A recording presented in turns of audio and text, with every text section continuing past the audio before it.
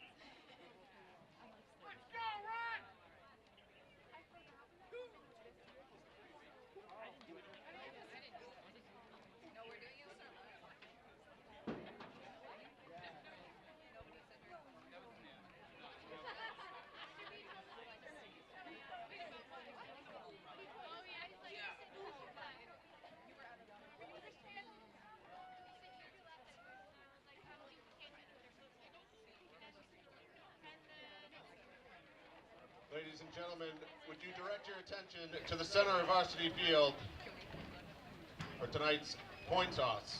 Captains for Bedford, number 9, Peter Kapanides.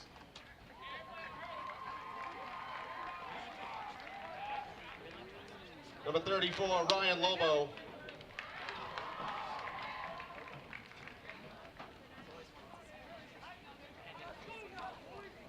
And number 54, Nathan Armstrong. Burlington captains are number 12, Kyle Pena. Number 52, Tommy Splagunas. Number 55, Chris Jones. And number 77, Andrew Woods.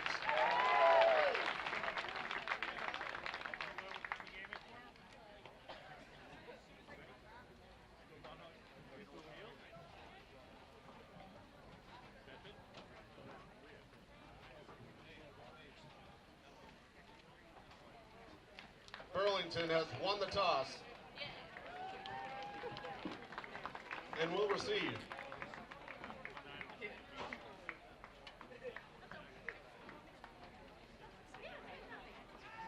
Bedford will defend the north end zone.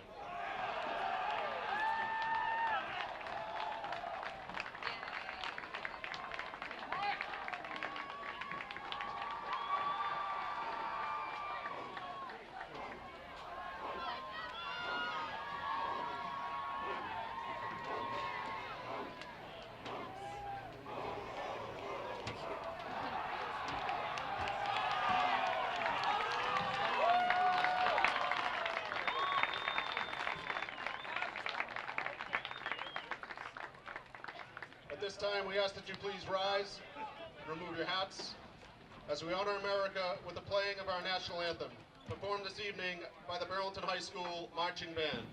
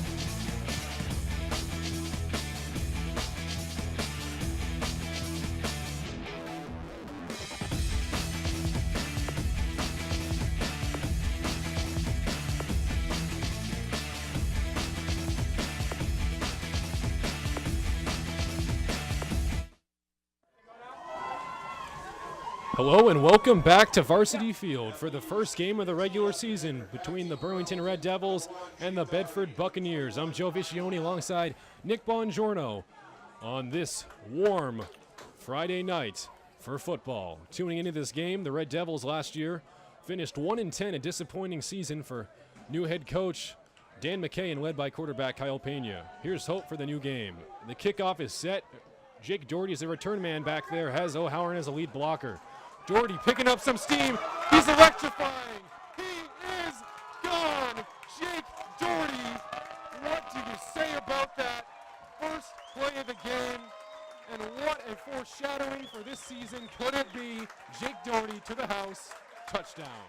Oh, Joe, first play of the game, first play of the season. Oh my goodness, you talked about it. I said that they were confident in Kyle Pena when they elected to receive. You said it, they were confident in their man Jake Doherty. And Jake Doherty sends it to the house. His blocks were brilliant. What a way to start the season for the Burlington Red Devils and Dan McKay. It should be a huge confidence booster to put 6 on the board immediately. And Doherty with that electrifying return last year, he was one of the only players in the Middlesex Freedom Division to accomplish the stat of having 2 kickoff return touchdowns and 2 punt return touchdowns. Now on the field is Cameron Wheelock, the kicker. Last year, Nick, he was very streaky, going 7 for 14 on extra points. Let's see how he is today. Kick is up, and that is good through the upright. Starting the season off well for the Red Devils. A 7-0 lead here at home. Great start. Nick, before this, we didn't really get a chance to talk about it before. Coming into the game, the Red Devils are 1-10. They had an unfortunate season last year, but Kyle Pena was a Middlesex League All-Star as he passed for 23 touchdowns and 19 interceptions. The interceptions was definitely a problem. What do we need to see from him to have a better ratio and for the Red Devils to succeed offensively? Well, definitely, this place is hyped. But yes, the Red Devils last season, very unfortunate. You know, as a new system, Dan McKay, it was very tough. We all knew that it was going to be interesting season. But right off the bat, that is brilliant. Dan McKay, Kyle Pena.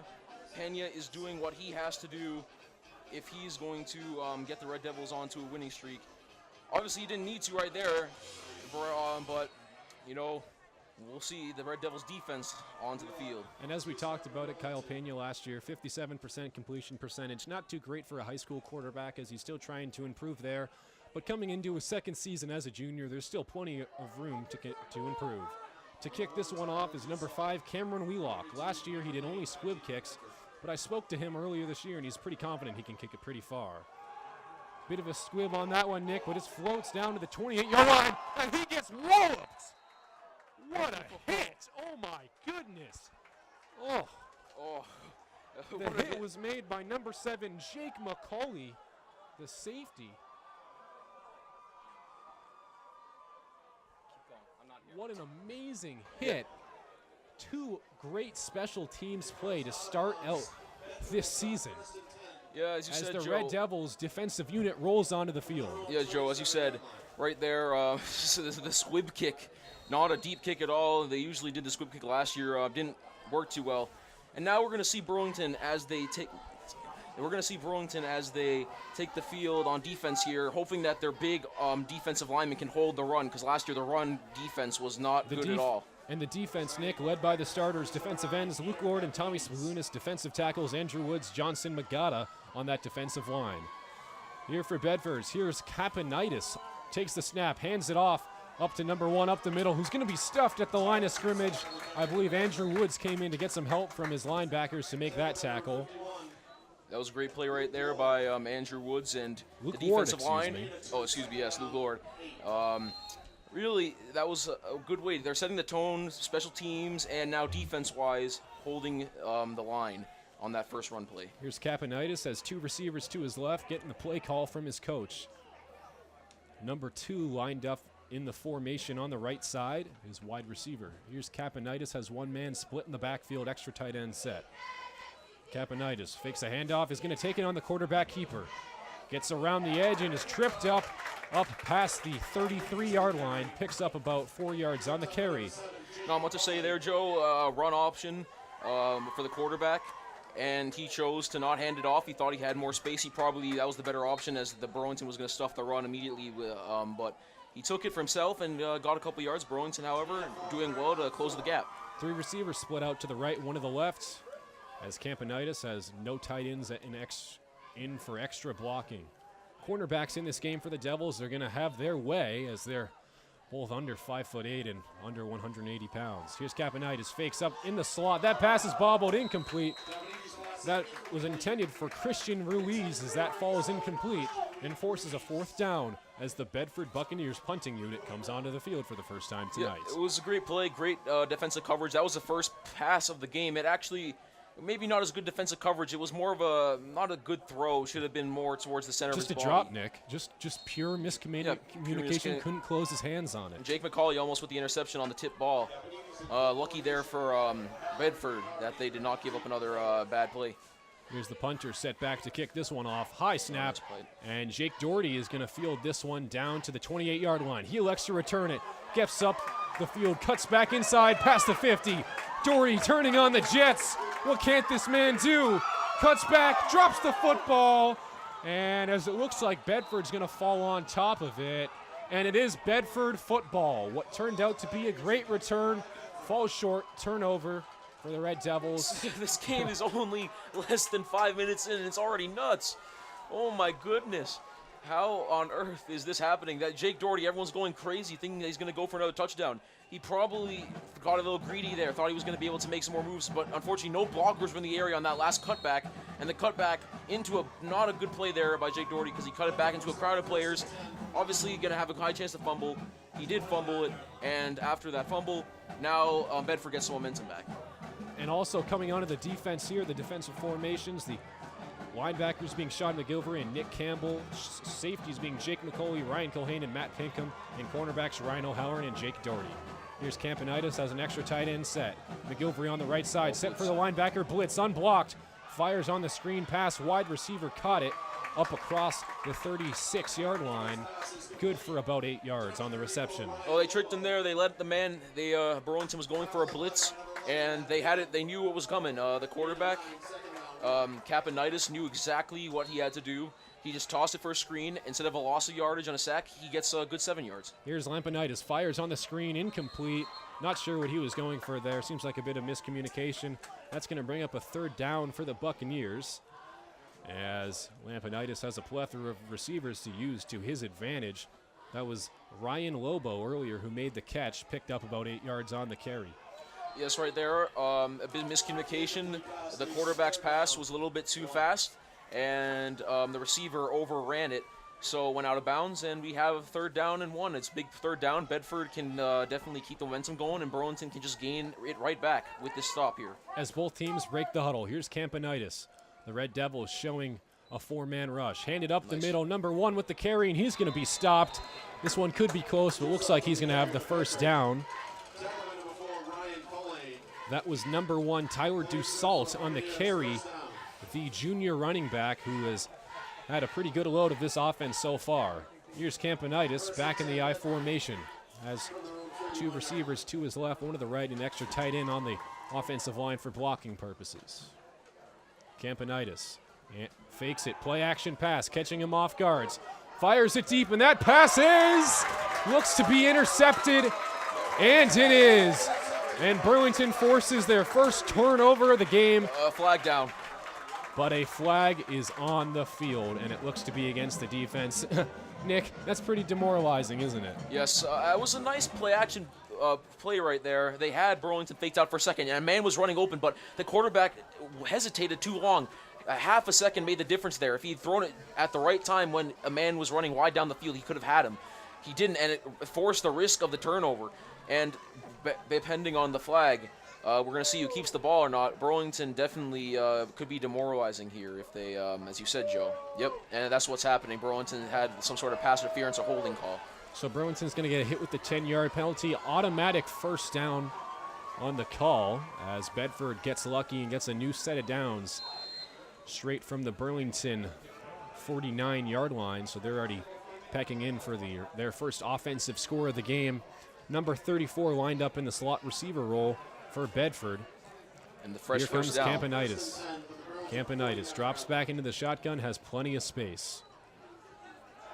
Campanitis pressured up the sides, fires across the field, passes thrown too high, intended for his receiver, number 2, and that falls incomplete. Brendan Jones, the intended receiver. Back-to-back play actions. They wanted to catch Burlington off guard. They didn't think in this running sort of high school football environment they were going to go for 2 straight passes. They did, and Burlington had it played out beautifully. Everyone was marked up, and they got to the quarterback to force a high throw. So Campanitis in with his team, and this Bedford team struggled last year, Nick, as they lost their last 4 games, including a very unfortunate game against, I believe, Linfield, in which they lost in the playoffs 42-6. In this game versus the Red Devils, they're trying to not repeat the same type of success. 4 receiver set here, 1 man in the backfield is Arsenal. Hand off straight up the middle, play action fake, and that pass is fired incomplete. Intended receiver was number 14. 34, excuse me, Ryan Lobo. Might want to switch it up a bit. 3 straight play action passes, a little bit predictable right now, the offense. And not good ones either. The play was not drawn up too well. Burlington's getting all over them. And that's credit to the defensive line, a defensive line that is forcing them to pass and not run all over them like they did last year, which is a huge problem. So Burlington doing a good job so far, down up 7-0. Burlington showing a left side linebacker blitz as a loaded defensive front. 3 receivers to the right, 1 to the left, and looks like we have a timeout called on the field. Yeah, it's timeout on Burlington. So Burlington takes the timeout to try to rehuddle defensively after facing the 3rd and 10. And Nick, we speak so much about this Burlington offense, but defensively, that's where you win ball games. And last year, they allowed 37 points per game. What do they need to do to tighten up defensively and show signs of improvement today? Well, defensively last year was a disaster. There was no communication in the secondary. People were running wide open down the field. Obviously, the run was the biggest part I've talked multiple times about tonight. People were just overpowering the defensive line, those offensive lines, those big ones in the higher division they were at, really were forcing Burlington into no other choice but to stack up. And when they did try and really stack up, then people would get wide open and the receivers on the other team would just be more fast and more powerful. Obviously, one bright spot in this defense and offense, and he's been here for the last years, and especially a huge bright spot last year was I believe was Ryan O'Halloran last year. And Nick was doing great, and I think that he's already, they're not targeting him tonight. He's doing well to cover him up, and other parts of Burlington, not just him tonight, are actually contributing well. So, hope to build off this performance in the first 7.5 minutes.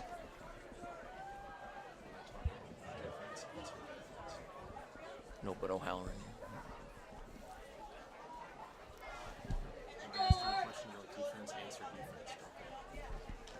Now coming back onto the field is both teams here, as Bedford has a 3 receiver set. Bedford looking pretty shaky on pass protection so far, as the Red Devils have been having their will getting to the quarterback. Here's Campanitis, runs to his right on the bootleg, fires downfield. That pass is deflected. Great coverage made by number 11, Matt Pinkham, and that's going to force a 4th down, the 2nd of the night. Great play of Matt Pinkham. You see, Burlington is really, Matt McKay, I know he's taught them so far. Bedford obviously having all sorts of problems in the offense, and they're going to go for probably midfield. That was a nice play right there by Campanitis to get out of the pocket and create some space. Unfortunately, no one could get open. Burlington is glued right now to the defenders. Matt Pinkham with a good play. Back in the no huddle, here's Campanitis trying to set up his team, and it's pretty risky to go for it on 3rd and 10. Burlington playing off coverage with their cornerbacks in the nickel back. And Campanitis is going to punt it himself, catching the Red Devils off guard, as that one rolls way downfield to the 5 or 4 yard line before being touched. What a great fake. An awful field position for the Red Devils to start up their offense for the first time of the night. Joe, you said that's one of the most brilliant plays I've seen Bedford make tonight. They go with the Tom Brady style punt on the Tom Brady Denver Broncos style. On 4th down, and catches everyone off guard right there. And it was brilliant because it took Jake Doherty out of the return game. And now they're pinned back deep, and they're forced Kyle Pena to see his first action of the game. Joe, as I said, Kyle Pena definitely, I think, and we've seen him in practice improving this year. So I think that we're going to have a good look at him. The offensive starters coming onto the field is Luke Lord and John Magata, followed by Andrew Woods at right tackle, Chris Jones at left tackle, Tommy Spagunas at center. Quarterback's going to be Kyle Pena, wide receivers Ryan O'Halloran and Sean Pinkham, and running backs Jake Doherty. Here's a handoff. Gives it over to Doherty on the left side, has plenty of space in the open field, makes a man miss, escapes from a tackle, and picks up the first down and more out across the 18-yard line. Jake Doherty's doing it all. Special teams and offense for Burlington. This offensive line so improved, the defensive line so improved. They're all together. John Magada up there, along with others, creating holes, and Jake Doherty goes to the outside and picks up a pretty decent gain to get them out of a tight spot. And Nick, as we were talking about, this offensive line is going to be key in tonight's game. Here's Pena in the shotgun, trying to catch a man off sides. Doherty again. Hands it over to Doherty again, up the left sideline, picking up speed. Jake Doherty, explosive as ever, and down across the 38-yard line. Another first down, as Jake Doherty has been having his way on these past 2 carries. Yeah, they have no answer for him right now. They're going to have to find a way. This is going to be a long night for Bedford if they can't, because he is running wild on them right now, cutting to the outside, to the inside, really just speedier, and his offensive line making the blocks he needs. So see, probably again to someone else this time. After Doherty's 9-yard gain, they give it right back to him. Doherty picking up the speed on the left sideline, and he's going to be tackled out of bounds. Excuse me, that was Ryan Cohane on the carry, the wide receiver, with an unusual play as he picks up about 5 or 6 yards on the carry. Ryan Culhane showing what he can do as well. Jake Doherty, not the only one who can run the team, but obviously he needs a bit of a break after running all that much. Ryan Culhane right now seems to be the backup. And Kyle Pena isn't even forced to pass right now as his running game is doing it all. We'll see maybe if they go for a big play action pass to get the defense off guard. True. Here's Pena. Pena drops back. Nope. Gives it straight up the middle to his running back, and that's Cohane escaping into the secondary and down across the 30-yard line as the Red Devils proving to have a dominant run game in the first drive so far. I gotta repeat myself on the same analysis play every time. Dan McKay is loving what he's seeing, but hole after hole after hole, huge ones created, and it's like Ryan Culhane and Jake Doherty can't get enough. And here's Pena. Pena drops back, gives it straight up the middle. Why not try it again? Cohane picks up more, and he's going to be short of the first down. But still a great carry from him. Yeah, Jake Doherty, Ryan Culhane, whoever you want, 2 powerful young men in their senior year here for Burlington, growing every year. First game here, obviously, Bedford can't stop a nosebleed right now in terms of the run game, but as ambulance run by, speaking of nosebleed, double tight end set in. Here's Cohane, chips out to the left side, makes a man miss, lowers the shoulder, and gets across the 12-yard line. First down for the Red Devils. Keep feeding them. Just keep on feeding them, and good things are happening right now. Not a single pass all game for Pena. And Nick, I agree with you, Pena, not even a single pass, and he doesn't need to at this point when you have such a dominant run game going on for you. Burlington employing an extra lineman, number 40, coming into the game, Nick Campbell. Here's Pena, hands it up to guess who? Jake Doherty up the sideline, lowers the shoulder into the end zone. Easy touchdown. Red Devils with 7. Good night. And that's another 6 on the board. Another 6 on the board, Joe. 13-0. What was that? You thought that after that brilliant play on offense to punt the ball and getting them pinned down inside the 5, that it was going to be a momentum shift? No, I don't think so. Burlington says no. We have a flag on the field, and it looks to be against the offense. Oh. Holding against the offense, 10-yard penalty. And that's going to be repeat the first down. That's a bit of a heartbreaker, but Burlington going to get it right back. They have so many players right now who what did they go? They went like 80 yards down the field. It felt like a second from their own end zone to their end zone, and obviously they have to redo that, but really incredible. And we're going to see Jake Doherty, I believe, again. Starting at the 21-yard line. Here's Doherty picking up right where he left off and escapes right out of bounds right around the 11-yard line. Great carry from him. Already proving to be a valuable component of this offense. Yeah, exactly. 5:24 remaining in this first quarter, and you were talking about on the brink of a 2-touchdown lead. Unbelievable by the Red Devils. I didn't see anything like this in all season compared to the first 7 of this zone. Now here's Pena. Pena has 2 receivers, gives it up to Doherty up the middle, tries to run it up the gut this time, and he's going to be stopped just short of the 6-yard line. Picking up about 5 yards to 6 yards on the carry, bringing up a 3rd down for the Red Devils. Feels like a first down, the first 3rd down, in a long time for the Red Devils. Indeed. Seem like they're just picking up first downs in every play they get, and now they have to actually maybe do a pass possibly because it looks like Bedford's loading up. And here's the Red Devils, loaded box. Jake Doherty fakes it, play action, Pena fires into the end zone, and that pass is caught. Touchdown, Jake McCulley, the fullback on that play. And the Red Devils punch into the end zone for their first offensive score of the night. 13-0 Devils at Varsity Field. Finally, they got him. You thought it was going to be another run, and why not? Finally in the end zone on third down, get creative. Dan McKay pulls out his tricks on the play-action pass. Kyle Pena's first throw of the night is a beauty, right on the money for the touchdown. And with a pending extra point, it could be 14-0 Devils. And at just 4:51, here's Wheelock. The kick is up, and it is good. Wheelock showing improvement from last year, knocking down his second extra point under the terms of new special teams coordinator from this past year, Daniel Murphy. So that's going to make a big difference, and it's already showing so far. Talking about games, Joe, and in terms of momentum and how that can be so big into sports, right now, is it too early to say, you think, that this game might be over if the Bedford don't put points on the board? Well, Nick, this early in the game, you can never count a team out. I remember watching games in football. Well, we all know about New England fans of 28-3 in the Atlanta Falcons. But high school football is a bit different. You do want to try to get back into the game, but 14-0 really isn't too much. All you need is that one electrifying special teams play and a good offensive drive to make it happen.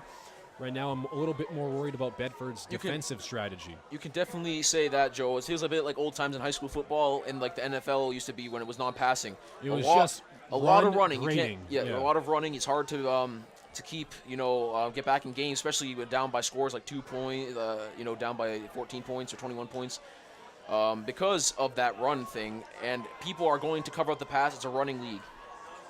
And here comes Cameron Wheelock set to kick this one off. 2 men back deep for the Bedford Buccaneers. The Buccaneers down 14. Squib. Wheelock with another squib high kick, fielded to number 87. As he takes it up the middle, the ball pops loose, recovered. And Christian Wees on the return. Burlington really doing everything. That squib kick, they definitely are practicing that. They like that. They like their speed. They have confidence in it. They have confidence in the players to get there. And it's really a great strategy. Cam Wheelock is a great squib kick. It causes people to not know who's going to get the ball.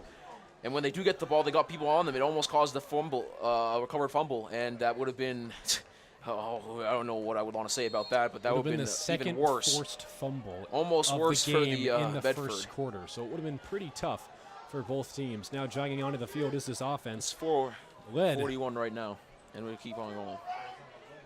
This offense is led by Kempanitis. Here's Kempanitis back in the gun. Has Tyler DeSalt to his left. 3 receivers in the game. Kempanitis, high snap, ball is boggled. He's going to fall on top of it. And Burlington, number 4, is going to get credited with the sack. Ryan Culhane's first one of the ball game and the first sack for the Red Devils of the season. Everything in shambles for Bedford. Looks like they're not even a group. Like they just walked into the locker room and met each other 2 minutes ago. Everything's going wrong. The snap right there almost caused another fumble. That's the second straight one, and that's saying something when you fumble 2 times in a row. Here's Kempanitis in the lone setback. As Burlington loads the line of scrimmage, 2 linebackers playing right behind their defensive linemen. Extra tight end set. Kempanitis trying to get going here at Varsity Field. Has yet to complete a pass. That pass is tipped and falls incomplete. Great stop there by the Red Devils from the defensive line, getting their hands in the throwing lanes, and that pops up to another 3rd down. Another 3rd down right off the bat. 2 straight plays and absolutely nothing gained by Bedford's offense. Now they're putting in the big guns like John Magada coming in there to try and put pressure on the quarterback because they see he's a bit antsy right now. And Nick, we speak about John Magada, a great nose tackle, really soaking up the blockers, allowing his other men to get free. He shifted over to the right now. He's going to come out on the rush. Here's Kempanitis. Kempanitis trying to inspire his team. Burlington playing off coverage in a 3rd and 20 situation. Kempanitis. Yeah. It's going to be tough. Feeling the rush. No pressure. Fires way downfield. That pass is caught and hauled in over the top of Jake Doherty in coverage. And that is the first down. That is the first down, of the night for the Bedford Buccaneers. When you talk about things Jake Doherty doesn't have, he has a lot of what he needs. He has power, he has speed, he has agility, but he does have a problem with the height. Here's Kempanitis, gets the handoff again, fires it over to his left on the wide receiver screen before being wrapped up. And just going back to that previous play, Joe, that's a huge play right there. 3rd and 20, just would have punted the ball again, like quick 3 and out, and that was a beautiful throw. Jake Doherty was complaining a bit for pass interference. He thought that he was pushed off. They no call, and Bedford might be able to gain some momentum on the first time this of the quarter to get onto their side of the field. And here is Campanides completing his first pass of the ball game for 29 yards. Campanides in to take it on the quarterback sneak up himself, up the left side, and he's going to be wrapped up across the 30-yard line by the Red Devils. First down for the Buccaneers as they continue to move the chains. Campanides with the run pass option. He decided that he was going to take it himself. It was a good option, and he did exactly what he needed to do. His blocker, who would have taken the run, actually did a great job opening up some space for him, as well as the rest of his offensive line. Burlington, for like the first time tonight, has really been out-pushed in their defense. Maybe, I don't know if they're tired at all, but Burlington obviously right now pushed back deep. And Nick, we were talking about this before the game. Not too many people have looked like they were at home for this crowd. But now looking at the box here, it seems like there is plenty of support for this Red Devils team, and just at the right time as they could really need some support for their defense. They're moving the chains. And part of that chain gang is BHS teacher Kyle Blanchette, his 4th year, part of that, as the crew is moving it along. Here's Campanides trying to galvanize his troops as the Red Devils wait patiently across the sidelines. If you're not familiar with the term, the nickelback defensive formation the Red Devils are employed in, that means 5 defensive backs taking out 1 linebacker. Loading up the box. Trying to avoid that. He's going to take it himself on the outside, escaping the loaded box, drops the football as it rolls out of bounds, and that's going to be a 4-yard gain for the Buccaneers. Fortunate there again for Bedford getting some breaks over here, fumbling the ball, not holding onto it a lot, frankly, tonight. And unfortunately for them, in terms of the Burlington Red Devils, they keep on letting the quarterback run to the edge. They got to block the edge off. They're doing a great job jamming up the middle. Now they got to focus on the edge. So that's going to be a timeout called as it's 2:28 remaining in the first quarter as the Red Devils have the lead 14-0 at home, facing a 2nd and 10 for this defensive unit. And Nick, how important has it been so far in this game, the Red Devils pass rush? We've seen them had a couple good glances so far as their interior has really been able to get to the quarterback, but so far not get a sack, unless you count that bobbled snap. Yeah, obviously Burlington is doing a lot. They're doing well to pressure, and that's frankly what they need. It's been working well. Obviously, up the middle is a problem right now. The quarterback has the option to either keep it himself or hand it off to his running back. And the running back almost never takes it. Burlington keeps getting fooled. They keep jamming the middle, and he runs to the side, gains some yards, and those yards actually make a big difference when it comes to downs like 3rd and 4th. So we'll see how it is. It gives them more options like the play action. They can line up in shotgun, or maybe even a run itself. As both teams jog back onto the field, here's the Red Devils trying to get their defensive unit going for their 3rd stop of the night. That would definitely be very beneficial. We see a lot of friendly faces in the home crowd for tonight's game. A lot of past seniors and former players from past years coming in to support their favorite team. Campanides on the other side of this, facing a 2nd and 6, trying to get his offense into the pay dirt for the first time of the night. Campanides has a double tight end set in the game. Lone backfield, he's going to run it himself. Cuts around the backside. Campanides picks up the first down just short of the end zone. 1st and goal for the Buccaneers. Yep, that's what they need to do. Just get it to 1st and goal, and then they'll have 4 opportunities to definitely get in the end zone themselves. Burlington needs to come with a goal line stand, take some see if they saw the Philadelphia Eagles last night, they would know how to defend in the end zone because the Atlanta Falcons couldn't get anything going down there. Yeah, the Falcons only scoring 1 touchdown when in the red zone. Here's Campanides trying to prove past that, takes the extra hit, and he is in for the touchdown. Campanides, if you can't throw it, if you can't run it, take it yourself into the end zone. And that's a touchdown as the Devils, their lead is now down to 8. Get the touchdown, but you got to wonder about the health they're putting and danger of health they're putting their quarterback in. That's a ton of runs, and that's like the only thing that's been working. But every time he does these runs, he gets hammered at the end. A great motivation to push through it and go over the line, getting the first touchdown for Bedford and getting them obviously back in the game. So the Red Devils allowing their first touchdown of the season defensively. Last year, that was certainly their struggle as we spoke, allowing 37 points per game, rather. Now here is the kicker for Bedford. Fakes it on the play action. Campanides fires. End zone. 2-point conversion good. Tyler DeSalt making the score 14-8. What a trick play, Nick. Not quite the Philly special, but still good for 2. Yeah, not the Philly special, but brilliant. Caught everyone off guard right there. Burlington was not expecting that. And a 2-point conversion, which could prove huge at the end of the game if they were, say, to not score any field goals, and they want to get a touchdown instead of tying the game, it would win the game. It's a huge play, and I think that Bedford, just to add some more momentum, especially with the pass, that was a pass, not a run, like they had Campanides go on. So I think that this is really good, but they have to stop Burlington from scoring anymore. Either it's a red zone stop or it's a stop on a special teams with Jake Doherty.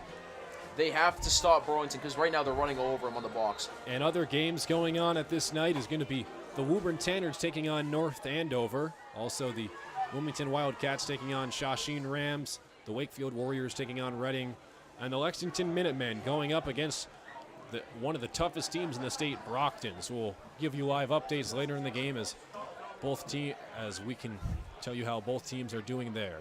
Now to focus back on football here. Here comes the kickoff from Bedford. Not quite sure who this is. We saw him kicking earlier in practice, Nick, and I was pretty surprised by some of his distance. There's the squib, and that ball is recovered onside by the Buccaneers. The Red Devils in disarray, caught off guards. First down, back for the Buccaneers. Oh, they took a play right out of Dan McKay's playbook. They go for the squib kick themselves. They said, you know what, we're done kicking to Jake Doherty. Why not surprise everyone? We'll go for the squib, take our chances, and what do you know? It happened. It's been working for Burlington, and Bedford just gave a bit of their own medicine. So vice versa. Now Bedford takes over with the ball, and the Red Devils are shocked, and this fan base is absolutely silent. You think about that fumble, play. Joe. That fumble that they had with the quarterback earlier on. It could have been 21-0. He fell on it. They got the play. They got a 2-point conversion after the touchdown, and now they have the ball back. Unbelievable how things can turn. Here's Campanides, fires downfield. Play action. That pass is broken up. Beautiful coverage by Jake Doherty, falling incomplete. Saving the Red Devils' day as the free safety swoops in to make the play on the ball. Definitely a 50-50 ball right there. Another play action, just throwing it up for what they got. Second down, 10. The Red Devils. Unbelievable right there. Sorry, we got disconnected for a second right there. But really, that's one of those balls that Campanides has to throw higher and a bit over the head so that his receiver can make a play. Right there is way too easy for Jake Doherty to smash the ball into the ground. And Jake Doherty already showing some inconsistencies in coverage. He had a great pass breakup earlier in the ballgame across the left sideline on Ryan Lubo. This time, great coverage to knock that one to fall incomplete. Here's Campanides. And there's going to be a flag on the field. And it looks to be against the offense.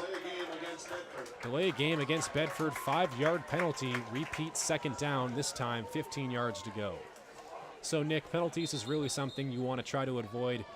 And amidst this timeout, Bedford is going to have plenty to discuss about that. Yeah, Bedford's going to just calm their players down. It's a bit exciting at the moment right now with what's going on in terms of people losing the ball, fumbles all over the place. They're going to want to make sure that they're not going to take any more dumb penalties. Penalties in this football game are costly. You don't want to get stuck behind. They got lucky on 3rd and 20 to catch the ball, and they're not going to get too much luck in that, especially with a heavily run-favored league. So Burlington is going to definitely take advantage of this. Maybe they're going to come up. Dan McKay is going to maybe throw a blitz in there, try and cause Campanides to lose focus. But right now, in the timeout, I think that his players just calming him down and getting them ready for the next play so that they can get a touchdown and take the lead even here. As both teams jog back onto the field, the Red Devils defense trying to hold the Buccaneers. Speaking a little fast there, Nick. Sorry. Here comes the Buccaneers trying to get their offense going. And looks like we have a little confusion between the referees. There might be a penalty on the field as they jog back into this one. Wouldn't want to have the second straight penalty. As Mr. McDonough certainly thinks so. McDonough, the offensive line coach and assistant offensive coordinator with head coach Dan McKay, trying to get this one going while the head coach of Bedford High School, Tom Tone, is pretty furious right now, yelling at the referees, but no call on the field. You presume a pass here, Joe. Either that or a run to get some yardage back. Here's Campanitis, 2nd and 10, drops back. Looking, faces the pressure, fires on the screen, and that pass is caught by Dussault as he picks up 6 yards, on the wide receiver reception. Nice play right there, gain some yardage back, fool them a little bit, not go with the run, not go with the deep pass. Just a nice little screen, get Burlington to run forward, add the quarterback. They had him beat, and instead of losing any yards, just gain it. As here's Campanitis. Campanitis has 3 receivers to his right. Burlington in pure man coverage as we're going to see a blitz up the middle. Campanitis takes a snap, looks like no offsides. There's the call, takes a late hit, and that pass is intercepted if it stands, but it will not as it was clearly offsides against the Red Devils. I believe it was Sean McGilvery. Yeah, Joe, I definitely think they went early there. They're the guilty party. When you have 5 guys running at the quarterback a second after the snap, it's probably not the offensive line, but I think that they jumped early, got an unfair advantage, caused the quarterback to throw way down deep into no man's land, essentially, just a hope and a prayer. Yeah, Nick, we know that the Red Devils have a good pass rush, but they can't get to the quarterback that quickly. No, and that explained. I was like, oh, yeah, if he has to throw within a second after catching the ball. And then that's obviously what led to the interception. I definitely thought that play was going to be coming back. And here's the Red Devils defense. After that penalty, it's now going to drop down to a short yardage situation. 3rd and 2 on the 30-yard line with just about 1 minute remaining in the first quarter of the ball game, as the Red Devils currently lead 14-8 as the Buccaneers are knocking on the door of scoring their 2nd touchdown of the night. Both teams breaking from their huddles. Here's Campanitis as 1 man to his left, 2 receivers split out wide to his right. Campanitis fakes it on the quarterback draw. He's going to take it up the left side. 1st down, out of bounds, but a flag is on the field. Should be coming back, Joe. I think you're going to have a terrible situation here for the Bedford team, as I believe that's going to be holding. Looks like holding or illegal use of the hands. Yeah, it was a great stiff arm, and the quarterback Campanitis just did what he always was doing to get the first touchdown drive started. Using a stiff arm, taking it to the outside, making defenders miss, but unfortunately, I'm pretty sure this is coming back. Here's the referee's calls. Face that is mask. a face masking against the Red Devils. And that's going to be a 10-yard penalty added after the run, and that is terrible for the Red Devils after making the tackle, pushing the Buccaneers to much better scoring position. And the Buccaneers have a straight new set of downs. Yeah, Nick, that's not something you want to have after giving up a 1st down and then even more from the penalty yards. It's highly unfortunate right there. I thought it was going to come back for 10 yards. Goes back for 15 on a face mask, and how unbelievable momentum shifts. Second to go, 14-0. Now it's 14-8, and Kyle Panay. Here was Campanitis.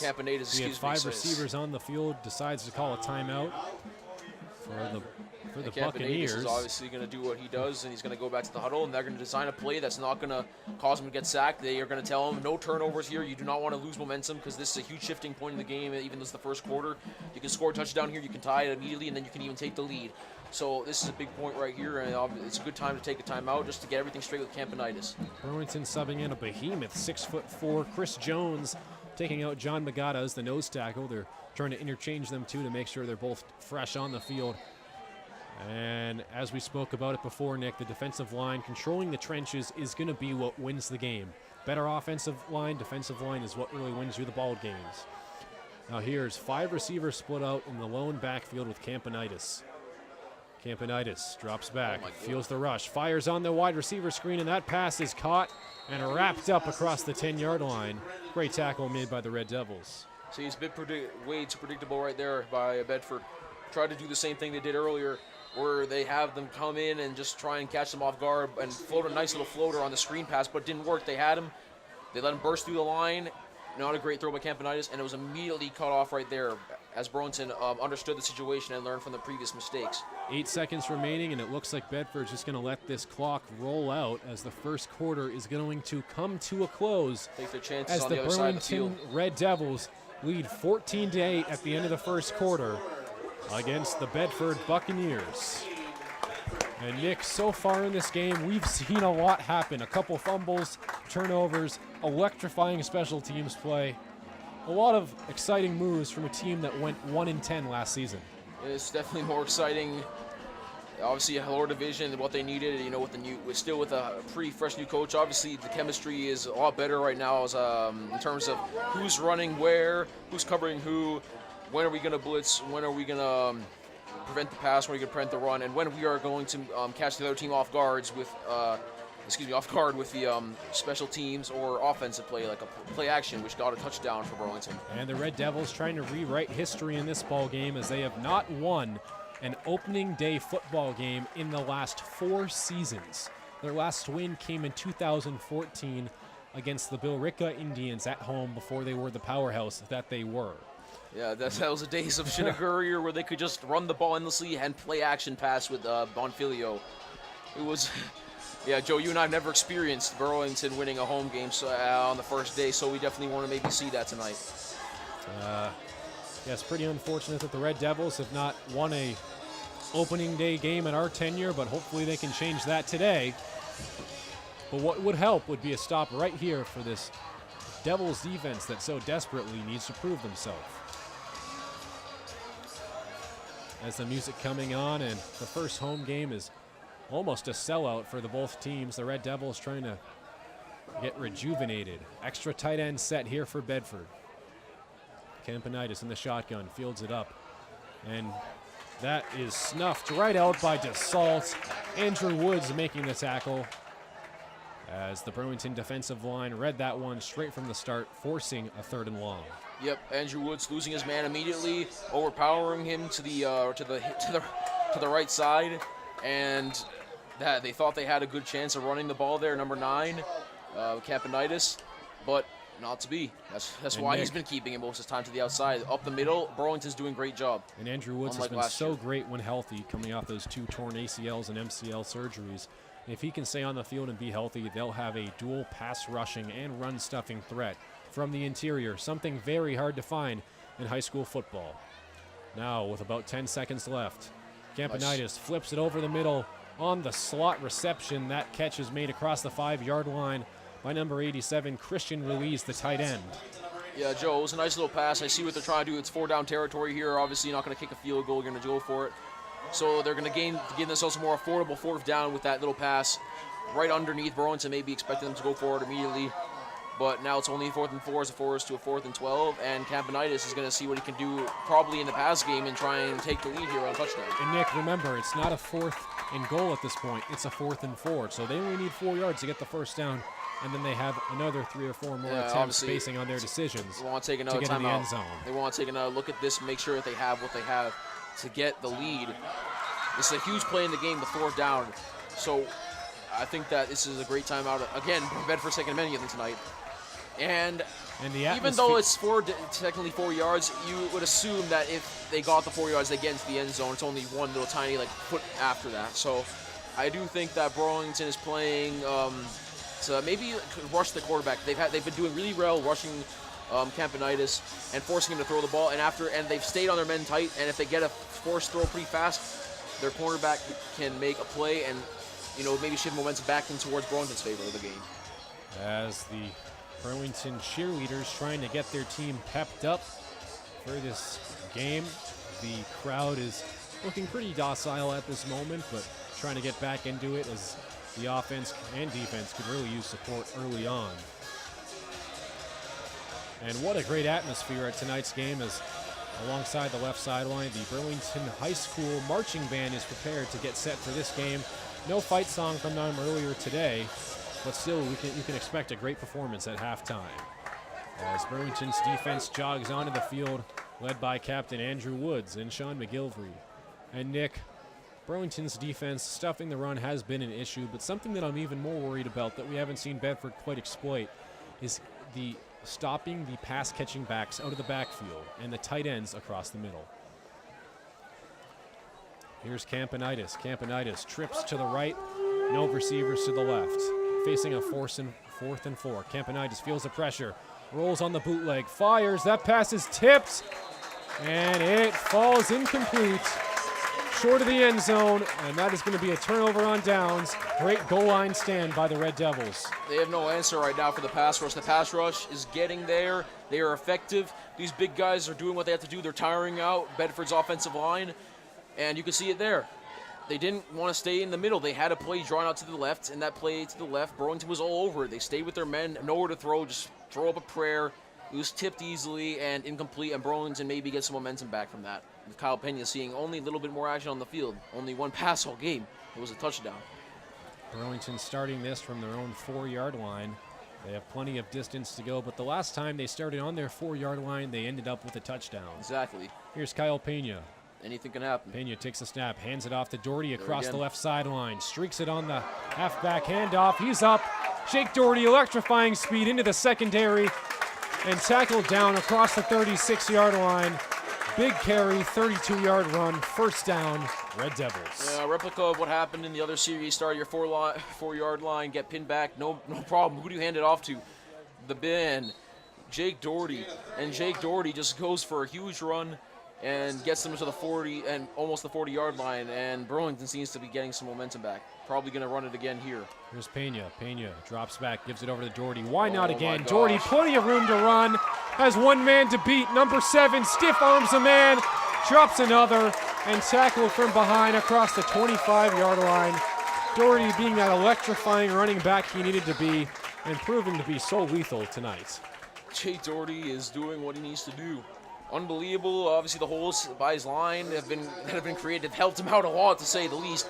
But when you said that he has gained agility, he has gained so much speed and power in the offseason, is an understatement, Joe. Avoiding tackles, making cuts instantly, and losing defenders. What a play. Now Burlington in the offensive half. Here's Pena. Pena gives it back to Culhane. Culhane makes a cut, and he's going to be wrapped up behind the line of scrimmage, not before a flag comes flying through the air. I don't know who it is. It might be a face mask. It might be a hold. I don't know. We'll check the call. I believe it looks to be a holding penalty. That's what Burlington's offensive line is motioning for. Yep, that's going to be a holding call against the offense. 10-yard penalty for the Red Devils. None of that yardage counts, and that's going to bring it back to a 1st and 20. Ryan O'Halloran is just to say he's looking bored out there. He has not been targeted all game. He's letting on defense or offense. Offensively, always just running the ball, and defensively, they haven't gone out his way. So, and that shows you the great coverage of Tyler Dussault has not allowed a single reception in coverage or any yards from the star Ryan O'Halloran this pass so far. And he looks like he's not the biggest guy either, so it's pretty impressive what he's been able to do tonight. Even though showing outstanding leverage and technique. Even though his linemen haven't been able to hold at all tonight, you wonder what's going to happen. As the Red Devils take a timeout, Kyle Pena discussing a couple words with Dan McKay. Looks to be a 30-second timeout as they try to get their offense reorganized here. And Nick, so far tonight, the split backfield between Ryan Culhane and Jake Doherty has been doing really well, both change of pace running backs. Here's Pena. Pena takes the snap, fakes it on the play action pass, looking downfield. Pena, deep ball, overshoots O'Halloran. The one man who hasn't been targeted yet tonight gets overthrown by Pena. What a mistake, and the Red Devils could have got away with another 6. Joe, they had him. Kyle Pena, nice play action, had everyone. One man was coming off, and was about to get to Pena. Pena threw it as hard as he could. Maybe that little intimidation might have affected the pass a bit and caused it to be overthrown and deny the Devils a touchdown. Nonetheless, a missed opportunity. Here's Pena. Pena, one man in motion is McCulley. Hands it off to Ryan Culhane on the left sideline, and he's going to be wrapped up at the line of scrimmage, tackled out of bounds across the 35-yard line. No gain, bringing up a 3rd and 20 for the Red Devils. One of the first times I've seen Bedford stop the run instantly. It's not happened at all tonight. That was one time where Burlington Bedford made them go to the outside, not the inside. That's where the weakness is. They made them go to the outside, and then they were able to tackle Culhane. So that was good play by the Bedford. And the stuff defense. really comes from the unblocked man, as I believe it was Chris Jones, the right tackle who was pulling over, was unable to secure his man, leaving an easy tackle to be made on Ryan Culhane. Here's Kyle Pena trying to get his play call set. Almost certainly a pass. 4 receivers in the game for the Red Devils. Pena drops back very far, throws the screen over to Doherty. Doherty up the field, makes one man miss and tackled out of bounds across the 28-yard line. And Nick, it will be interesting to see what the Devils do here. Yeah, will they play. have confidence in Ken Wheelock? Nope, they're going for it. Yeah, a little bit too far to kick a field goal on high school level from here, Joe.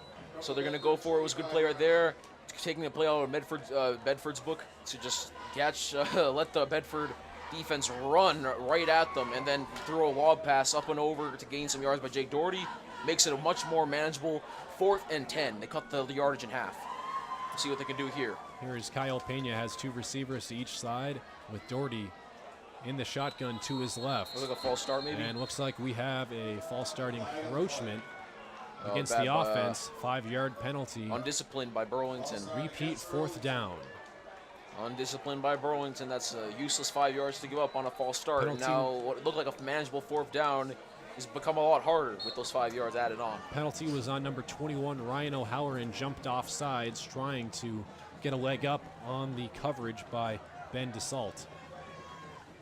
Here's Pena. Pena has an extra tight end in the game, and he catches another offside, so that's going to negate the last play. Gained it right back. And it's against Burlington instead. Undisciplined, Nick, as the Red Devils are in disarray. 2 straight offsides calls.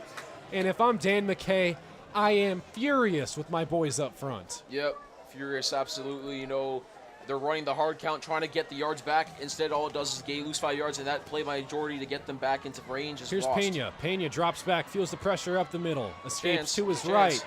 He's going to run it himself. Kyle Pena takes the big hit. Lowering the shoulder was number 34 on the hit, Ryan Lobo. And that's going to force a turnover on downs as the Bedford Buccaneers take over across the 25-yard line. Dan McKay's going to have something to say to those offensive linemen when they reach them. And if they're not staying on defense, because that is unnecessary. Kyle Pena had to run. Bedford did a good job finally of making sure their coverage was good, not letting people run wide open. Can only run, and they finally just knocked him down. Good open field tackle. It's hard to do. Yes. Brendan Spalding on the AGAT blitz came right over the center and was completely unblocked, forcing Pena to get out and escape the shotgun. And Nick, interior pressure is the toughest to stop, and it really shows true there as the Red Devils could not convert on 4th down. An interesting defensive formation for the Devils in the nickel formation. 3 safeties on the field, playing very close to the line of scrimmage. Doherty's lined up against a much taller receiver. We'll see how that happens. Playing in Might off have Culhane's coverage. help as Here's well. Kempanitis. Fakes it on the play action. Scrambles to his right, looking downfield. No one's open. Throws it on the screen, out of bounds, incomplete.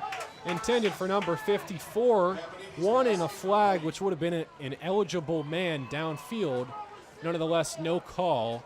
And that brings up a 2nd and 10. Oh, Nick, I'm not really too sure about that call. It wouldn't be an eligible man downfield. It would have to. Ineligible receiver. Yeah. It wasn't a receiver, so if he had tried to catch that ball, it would not be good.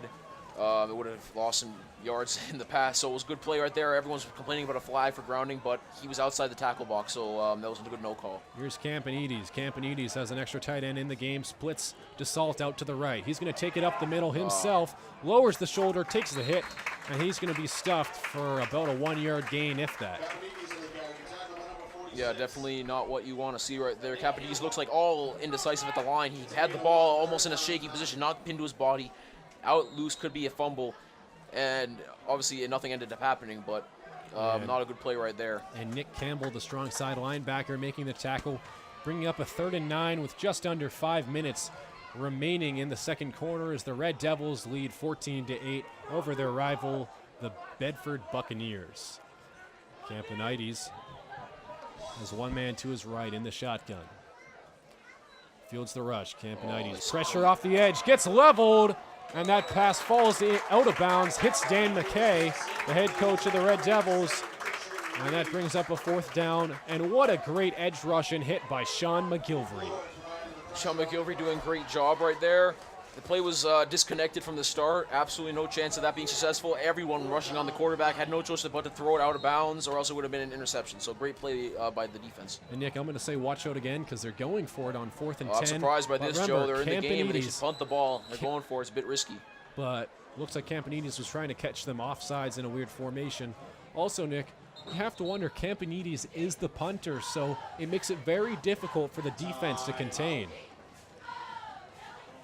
And Burlington takes their 3rd timeout of the game already in the first half, as Dan McKay is furious with what looks to be Jake Doherty, the captain of the defense. He wants them to focus a bit more. I think he thought that he had been beaten that last time by his man, and Burlington, they're still keeping the offense out there, which is really surprising to me. I thought they would just punt the ball, and especially with the 6-point game, it's not a blowout at all, so I would take my chance with the punt, but maybe they just don't like their chances of defending Burlington's run game, so Nick, from the maybe they want to just keep their offense on the field. From the film that I watched from Bedford last year, it seems like they're an all-or-nothing team, and they're already proving to be so, going for their 2nd straight 4th down attempt completion. Let's see what they can do. Campanides drops back, Now and he's going to punt this one again, catching Burlington off guards. That one sails over, high kick. What a bounce, still rolling. And another great punt inside the 20-yard line, down at the 16 by the Buccaneers. And the Red Devils getting fooled yet again, starting off with terrible field position. Yep, this is better field position than what they started off twice, and they still got out of it, so I'm optimistic. I thought they were going to go for it. They didn't want to take their chances of putting the defense on the field, instead in their own half. I think that's a good move. As soon as you saw him move backwards, as in Campanides, you knew he was going to punt the ball. He did a good punt, and favorable bounce. What can they do to stop the run? It's been very, very hard for Bedford. As Burlington's offense jogs onto the field, scoring 16.5 points per game last season, as they're already at 14, almost topping that average. Here's Pena, hands it off on the right side over to Doherty, who's escaping through the middle. Doherty picking up gains before being tackled across the 25-yard line, led by number 77, Daniel Corey on the tackle. The 3rd-year linebacker, the multi-sport athlete, making the tackle and making it a 2nd and 1, 9-yard gain for the Red Devils. Here's Pena trying to learn the next play. Nonetheless, it's going to be a 1st down as Doherty on the 10-yard carry, having his way so far. Doherty straight up the middle, talking about him. Avoids a tackle and down, but a flag is on the field. Looks like it's going to be a holding call against the Devils. Yep, might be coming back. Yep. Looks like to be on the center, Tommy Splagunas, I believe. Whether or not it's holding, it's really unbelievable the gaps that have been created by Burlington. It's every single time. Jake Doherty feels like he's able to run 15 yards before anyone's even remotely close to him. It's quite incredibly the job by the offensive line tonight. And Nick, you got to understand why those holes have been opening. It's all those holding penalties.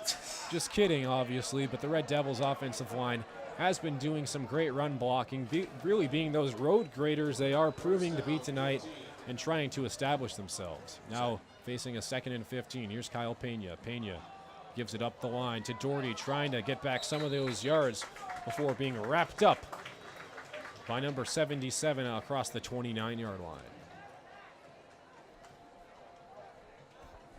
Obviously, that was a beautiful play right there. Burlington keeps on going. Right now, I believe that's a 2nd and 7, excuse me. So definitely not used to seeing only 3-yard gains by the run, but Bedford might be trying to see a pattern here and stop it. The Red Devils facing a 2nd and 7 with 3 minutes remaining. And we have a false start. Again. Looks like to be an encroachment on the offense. 3rd one. 5-yard penalty. And that's going to be bringing up a 2nd and 12.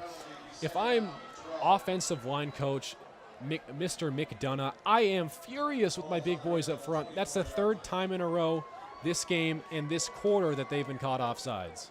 Yep, just they're flinching way too early. They're not in communication with Pena. The snap count's all off, and it's not working out. Here's Pena, gives it over to Doherty on the right side. Doherty goes into nowhere, and he is wrapped up just across the 32-yard line. That's great defense. Great tackle made by number 54, Nathan Armstrong. Those holes are not forcing opening a up third as much down. anymore, Joe. Those holes are starting to become less and less.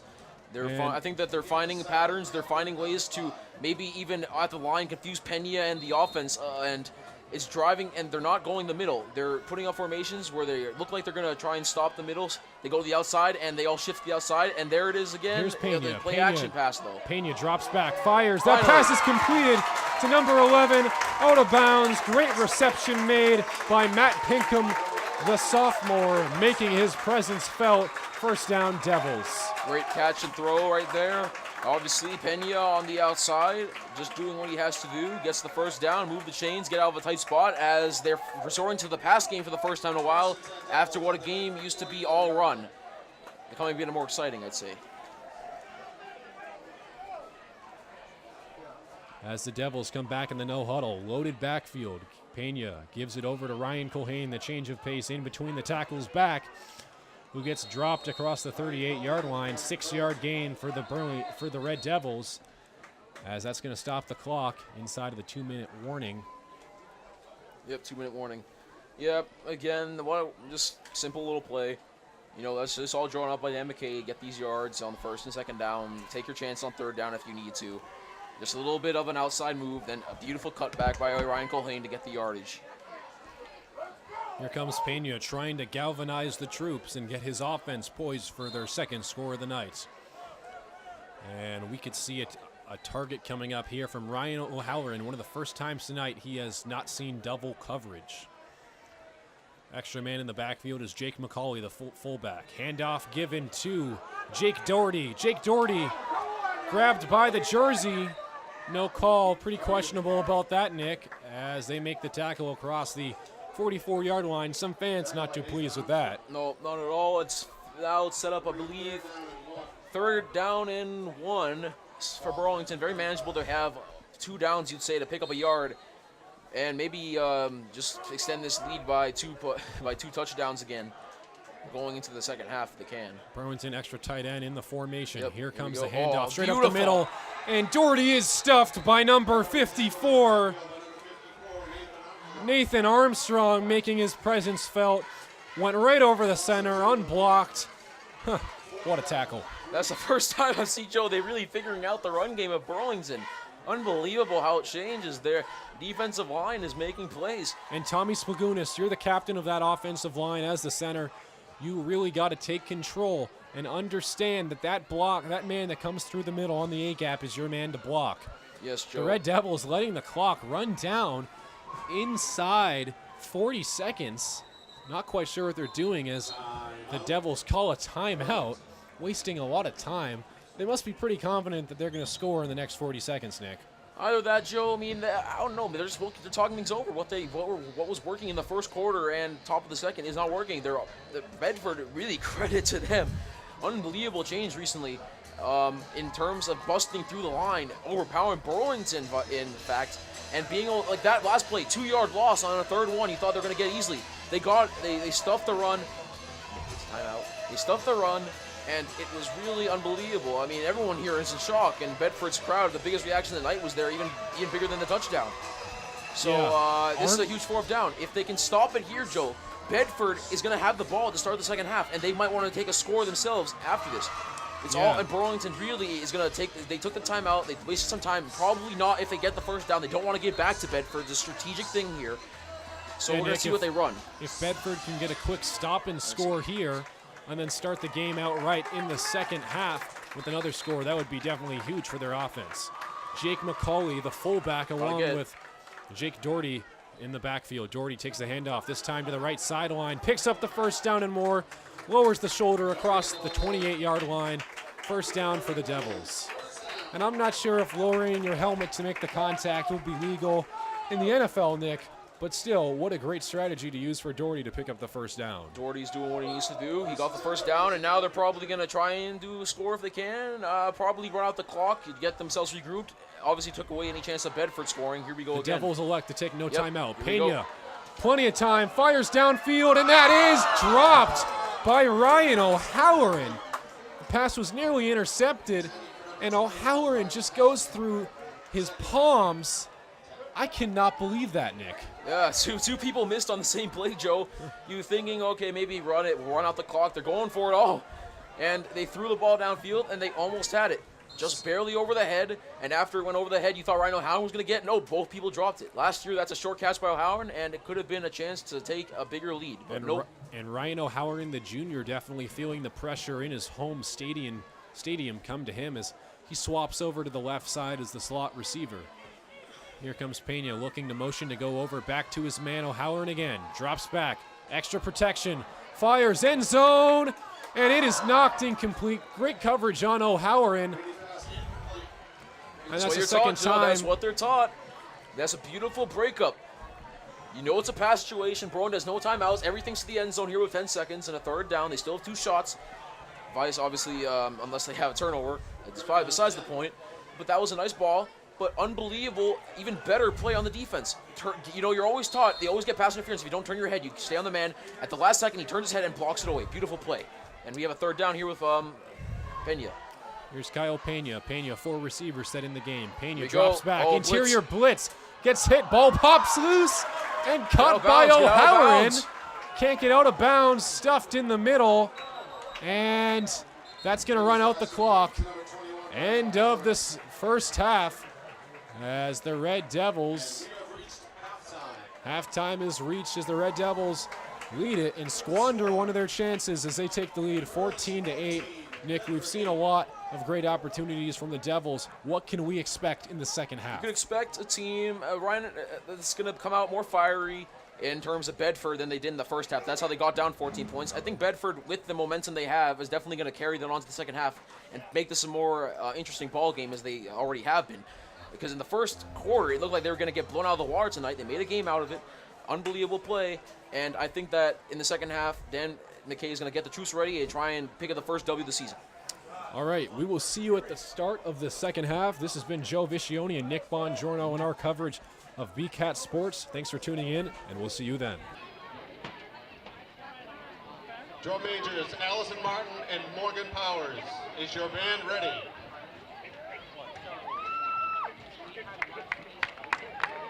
Performing their 2018 program, Out with the Old, In with the New. Please welcome the Burlington High School Marching Red Devil.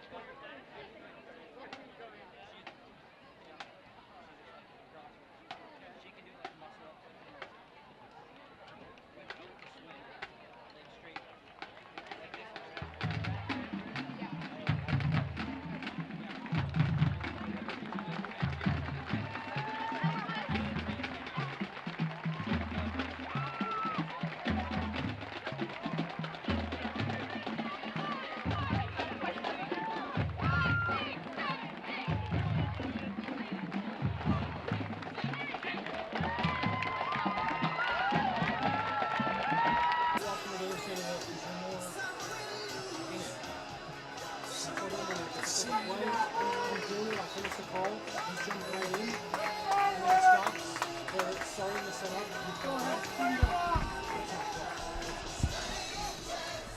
Welcome back to Varsity Field. I'm Joe Viscione alongside Nick Bongiorno, and you're tuning in for second half action of the Burlington Red Devils home opener against the Bedford Buccaneers. Nick, in the first half, we saw plenty of action, the score being 14-8.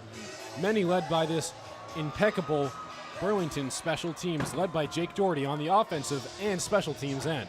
Exactly. What can they do to replicate that same kind of performance now? Well, they're going to have to find new ways because Bedford has seemed to find a bit of their edge right now on stopping the run.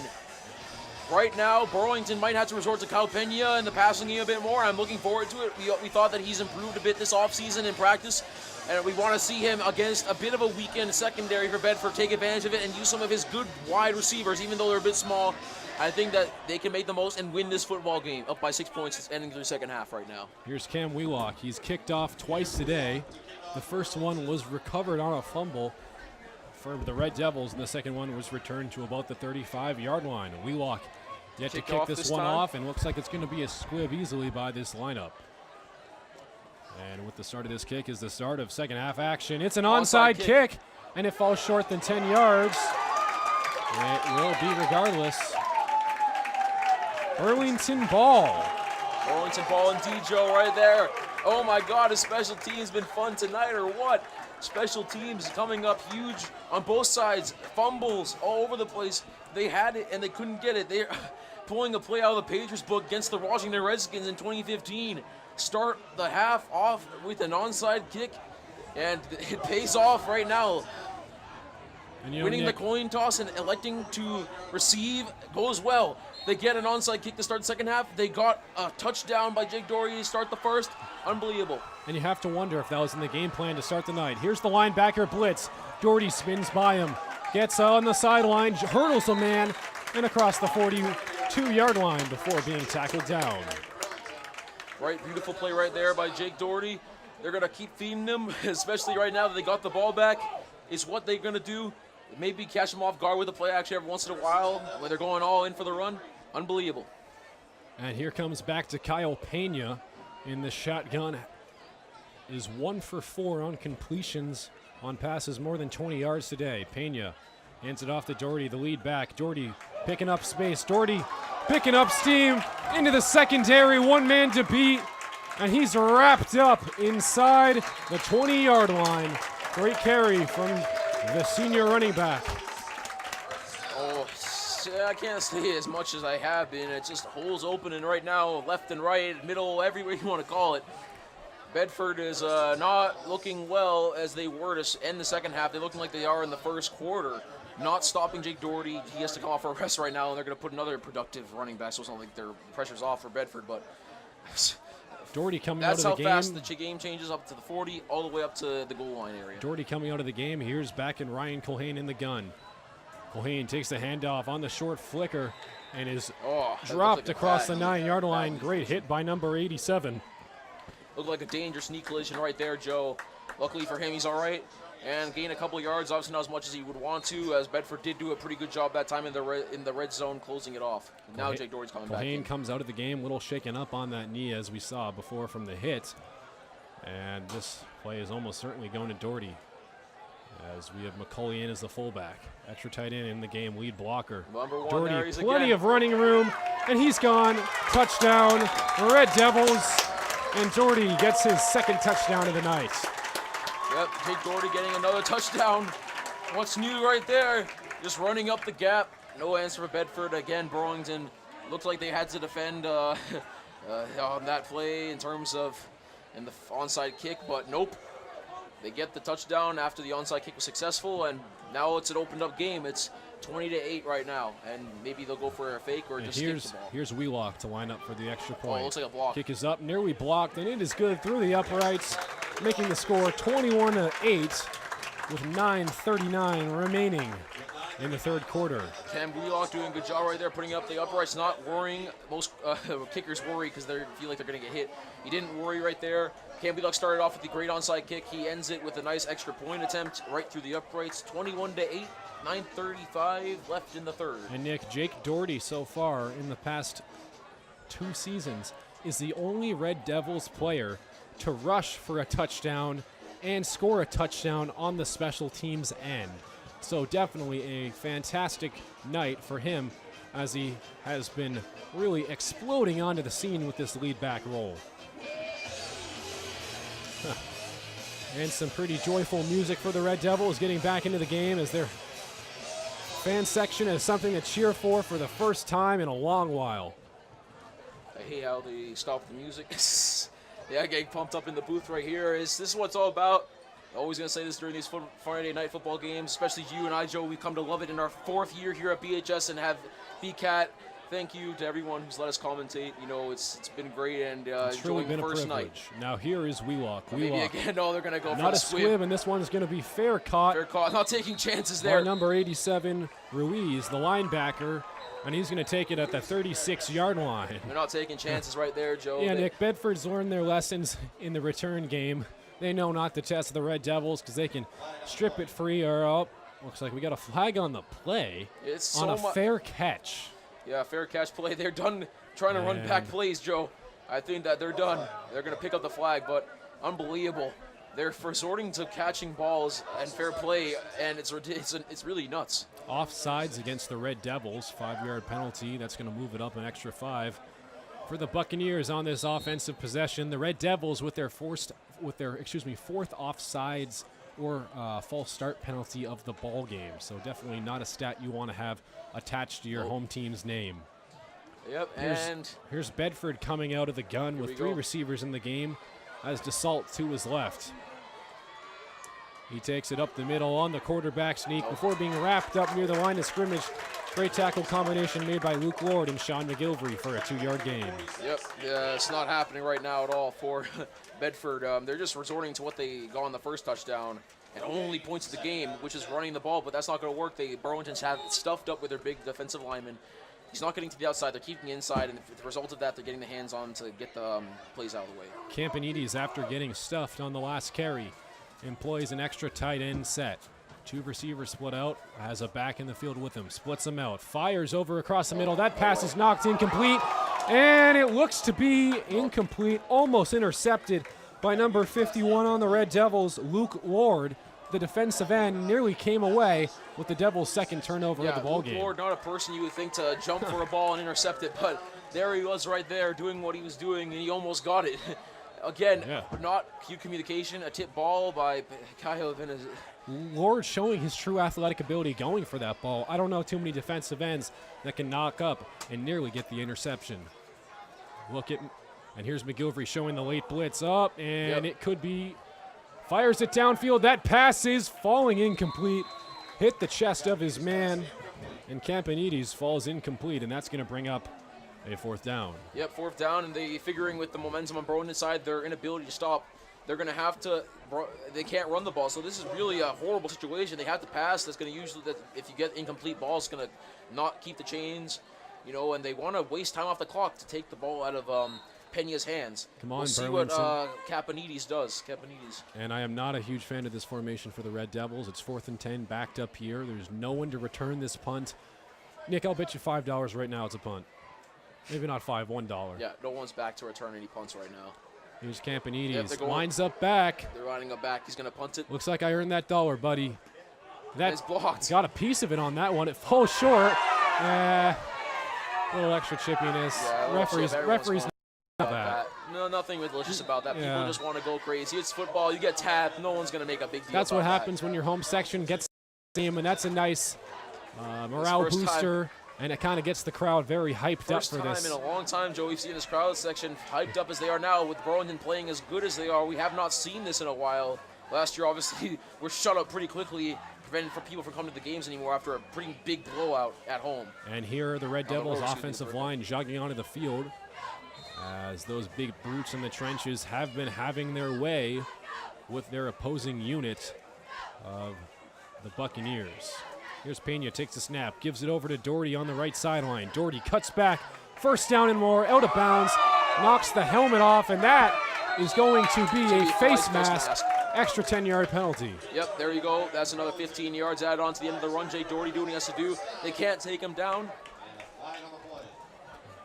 They can't take him down anymore, dude. They're resorting to everything they can. Penalties, trying to get away with simple things. They're not getting away with a face mask there. The whole crowd section jumped up about it. And there it is. Burlington doing what they have to do. And that's going to be a penalty face mask.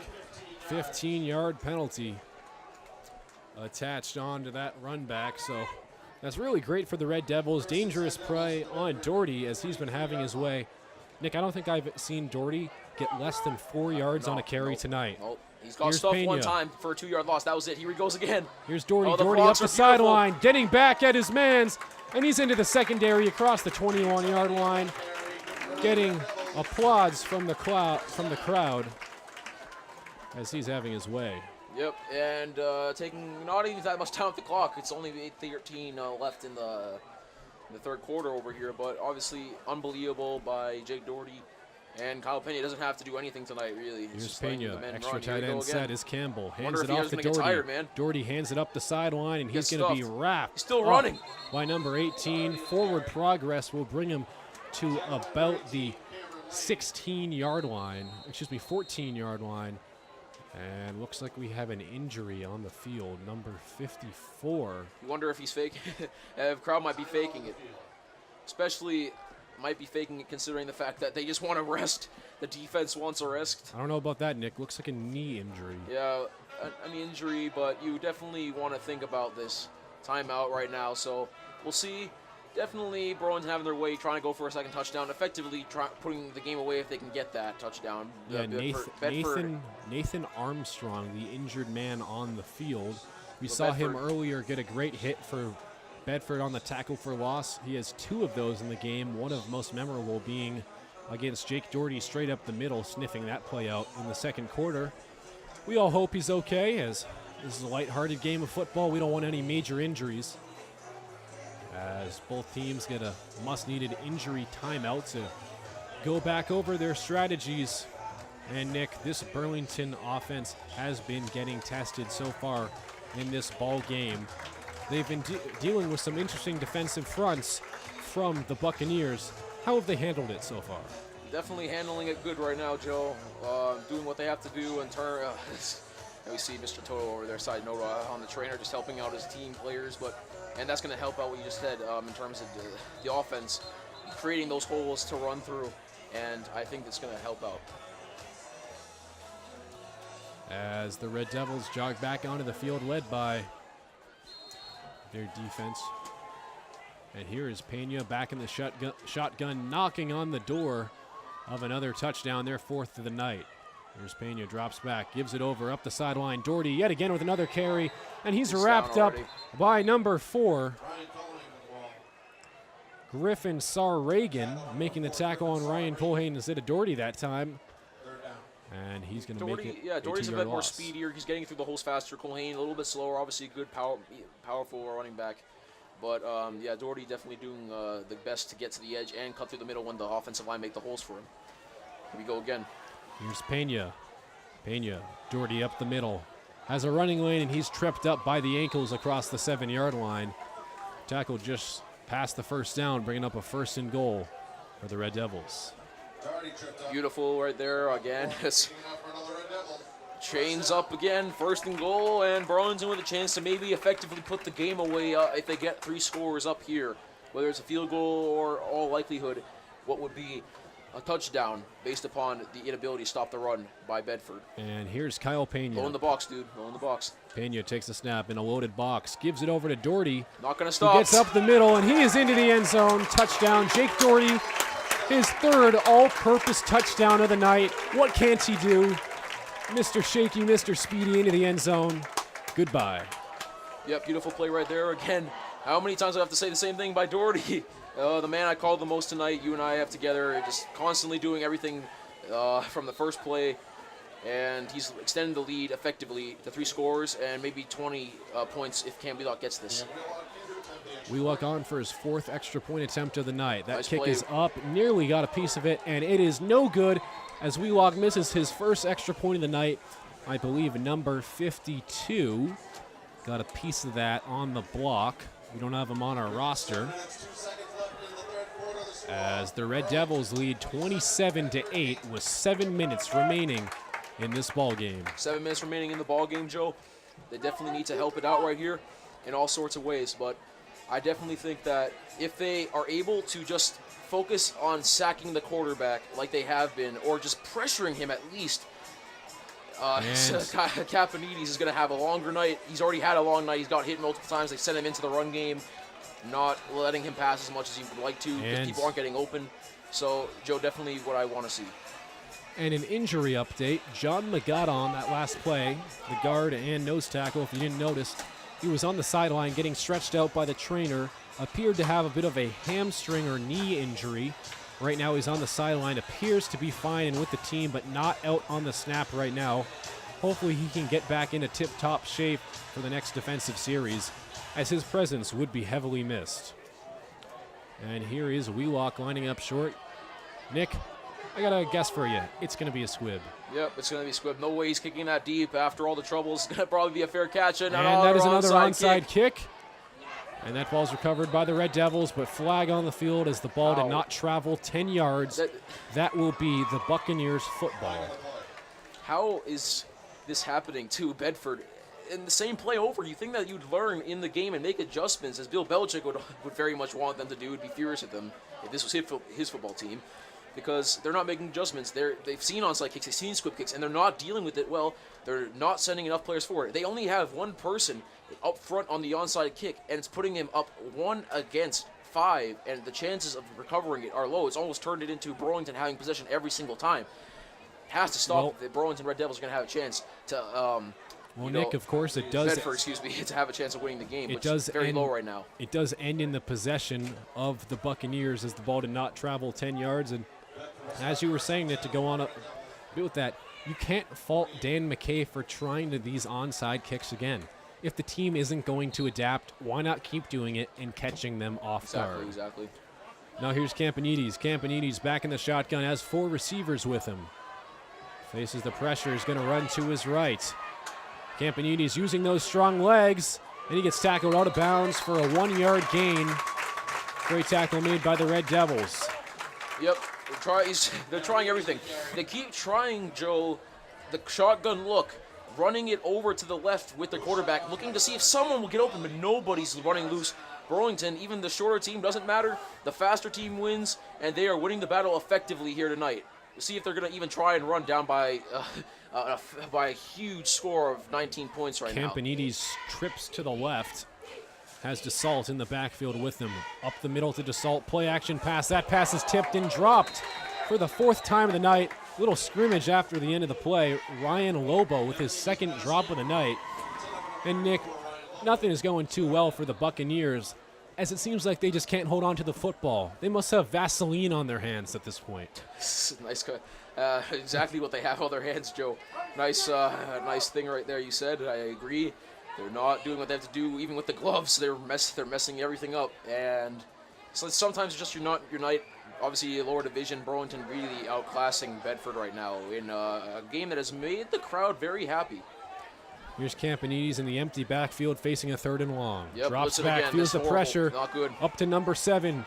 And he is dragged down by Johnson Magada, along with a couple other Red Devil defensive linemen, forcing the 4th down. That was number 2, Pat Gill, on the reception. And that's going to be a 4th down, but it looks like Caponides is going to go for it. Obvious running situation right now, man. Obviously, you want to be able to throw the ball down the field if you can, because you need to score them fast. It's only 5:45 remaining. You want a 1st down, nonetheless, but if you can go deep, it would be great for the chances to keep the clock in check. But it's going to have to pick up the 1st down, which is not happening recently for this Bedford offense. And it looks like the referees come onto the field. It's going to be a timeout called. Looks to be for the Red Devils, as we have a substitution coming in. Andrew Woods subs out Chris Jones on the defensive line. And Burlington trying to get straightened up here defensively. They have only allowed 8 points so far in the 3rd quarter. Quite an impressive feat for a team that allowed 37 points per game last season. And now here's Campanides after struggling. He averaged only 17 points last year. And the Buccaneers,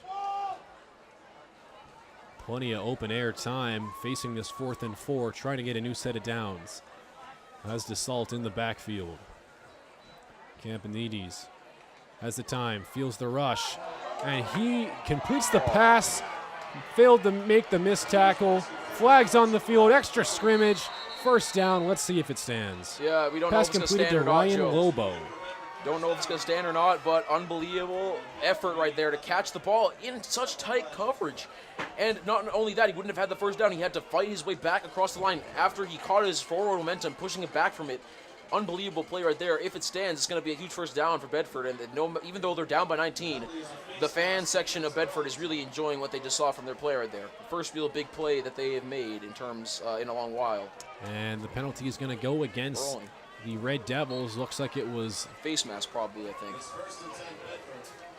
Actually, Nick, I believe it was a personal foul after the play had ended.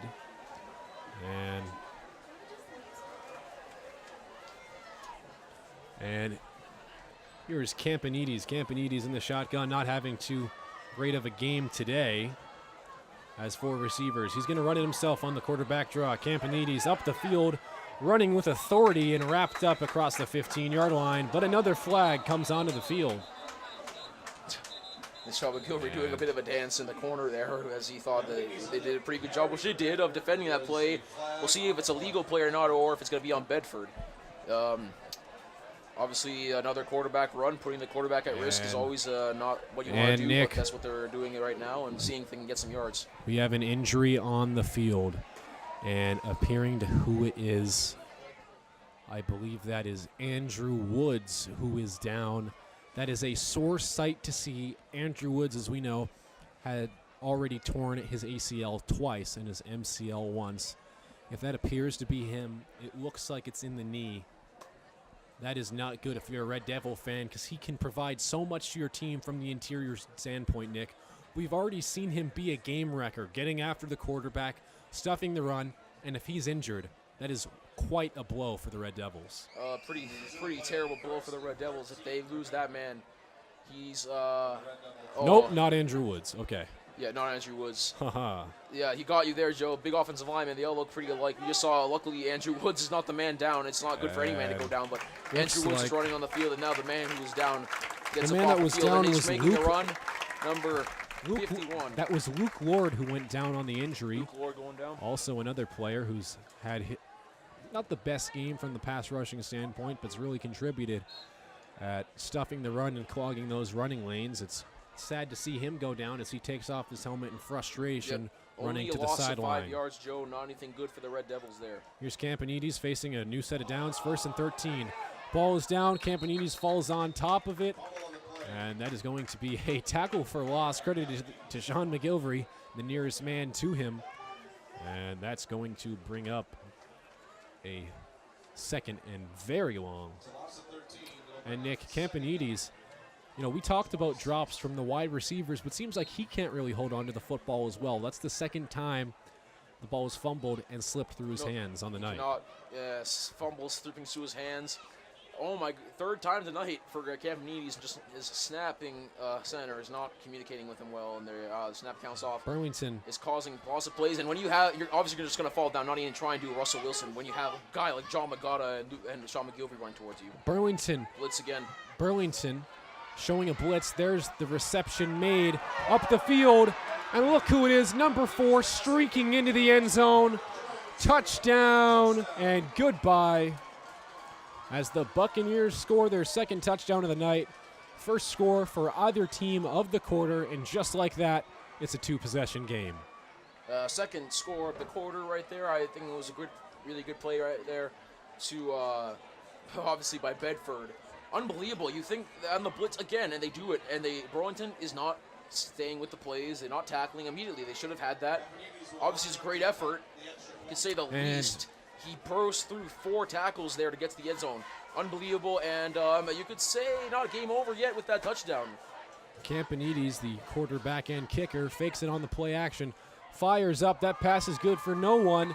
On the 50-50 ball, falls incomplete as Coach McKay and his squad prevents another 2-point conversion from falling in, as the score with 3 minutes and 54 seconds remaining in the third quarter, 27-14 in favor of the Red Devils. Yep, Joe, 14 points put up by Bedford. Sun's a little bit lucky, and really, but at the same time, that was all about effort. It kept the play going on 4th down and 2, and then another overpowering, I believe by the same player who did that, who made the play on 4th down, got it into the end zone on a huge screen pass. So that's really unbelievable. And after letting up their second touchdown of the game, the Red Devils still looking in pretty good form. At this point, at this time, most years before the Red Devils, it would have been a score of 28-0 or something. So the Devils already showing improvement offensively and defensively. Here comes the kickoff. The last time that the Red Devils received a kickoff, we saw Jake Doherty on the first play of the game with that electrifying return. It's Might try an O'Halloran onside and Dirty. kick here, Joe. Yep. Just to get the ball back. Don't want to put it back in Kyle Pena's hands. Number 32, 62 set to kick this squib one kick. off, and he goes right to O'Halloran, and that ball was recovered and dropped inside the 30-yard line. I'm not too sure about McCulley falling on top of that one, Nick, Nope. because you had O'Halloran with a good amount of space. He could have made a decent return. Yeah, O'Halloran, I don't think that was a perfect kick by Bedford. That's what you want to do. Don't give it to Jake Doherty. Do a squib kick. Make your players run in there fast. Just prevent any damage from happening. Even if you have to give them an extra 20 yards, not a big deal in this game, because usually when you have a drive going, you have a drive going. If you don't have a drive going, you don't have a drive going. And Bedford wants to stop the run for the first time since they really were doing it in the second quarter, so they can get a chance back into this game down by 13 points. Nick, going back to stopping the run, what do you think the Buccaneers are going to have to do to be successful with that? Because if you load up the box, you know that Kyle Pena has that big arm and he can torch you down He's the been field. tossing it down the field. They're not connecting that well in downfield. I would take my chances on loading the box up. They're playing right now. And doing here's that. Pena. Pena Yep, flakes it there they go. on the They're gonna play take the action. shot. Firing deep, looking for Ryan O'Halloran, and he makes the reception. Oh, no. It is boggled loose, but pass interference is called as O'Halloran tried to come down with it. Yep, As Ryan players on the O'Halloran, there you Burlington go, Joe. sideline celebrating over that call. And everyone knows that it's a pass interference, and the ball is going to be spotted around the 36-yard line. What do you do? What are you going to do? This offense is really doing well right now. Defense subpar. You load up the box we just talked about. You have the Kyle Pena with the big arm, and what did Kyle Pena do? Oh, he no. fires it down the field. I don't know what's happening right here because they're putting them back, but it was really weird. But And it's a 15-yard Not- penalty. weird. I don't know. I thought it was going to be a spot foul. It's not. They called maybe a hold or something like that. Personal foul. I have no idea why it is that instead of going down the spot where Hallam was fouled and he got in front of his man. No, Nick, I believe it's going to be a defensive holding. And that's going to be a 15. 5 yards up. 5 yards up here. What an Now we'll automatic see if they're first gonna down. Go for the run. They'll own the box up again. They're going to Here's Kyle Pena. Fakes it over to Jake Doherty. Pena running it to his right. Fires across the middle. Pass thrown too low for his intended man, Matt Pinkham. And that's going to bring up a 2nd and 10. Yeah, probably never safe when you're throwing across your body. You go quarterback goes to one side. You never want to throw it on the other side of the field or in the middle of the field. The high chance for an interception. You throw it low.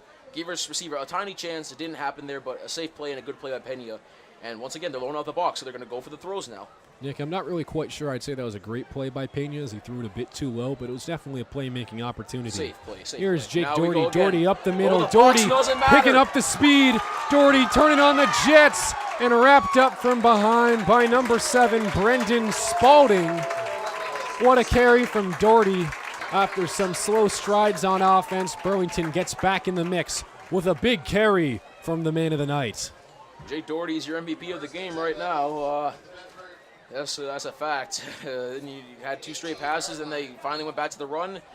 Loaded box doesn't matter, Joe. There we go. Let's see if they're going to do it again. Impossible to stop Going this no man huddle. right now. Here's Pena. Hands it up the middle. Jake Doherty tripped up by the knee. Foul. Looks like he's a little shaken up on that one as a flag is on the field, and that is going to be a holding penalty against the offense. 10-yard penalty for the Red Devils. You wonder if, holding penalty. You wonder, though, in this game that's been so good for the Devils, if those New Jerseys have been giving them a good luck charm. Nick, that is their 7th penalty of the night. 4 offsides, 2 holding, and 1 encroachment.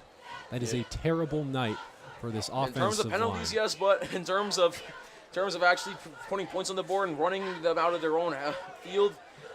Oh, I totally agree with you, Nick. I'm just saying that the Red Devils, if there's something for them to improve upon in the future, it's definitely penalties. Because what if this was a closer game? You never know what could happen. Under 3 minutes remaining. Here's Culhane, the change of pace back up the middle, and he picks up about 3 yards on the carry before being tackled up the middle by number 62, of the Buccaneers.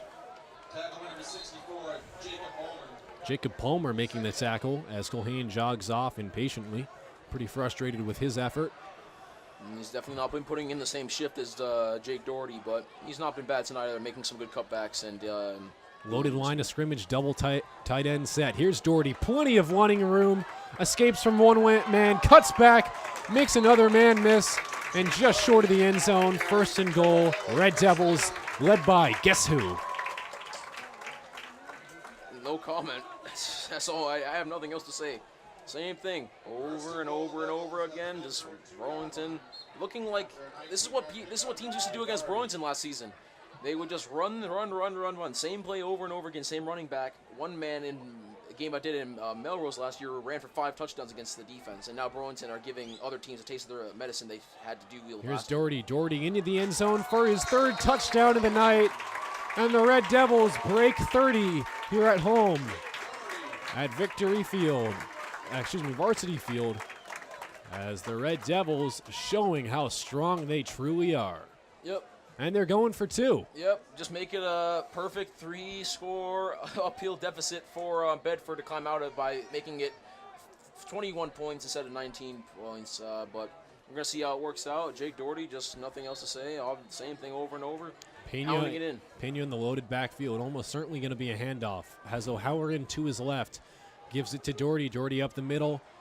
And looks like he walks it in for the 2-point conversion as the Red Devils capitalize on the Buccaneers' mistakes, making the score 35-14 inside the 3rd quarter. Exactly. 1 minute and 50 seconds left. Yes. And Nick, the Red Devils Still offense. a lot of time left in this 3rd quarter, considering. The Red Devils offense, Nick, we had a lot of questions about them coming into this game, if they were going to be able to capitalize on some of the plays that they made last season and some of the false points in the end zone that they couldn't get. But this year, in this game so far, it really seems like they've stepping up, haven't they?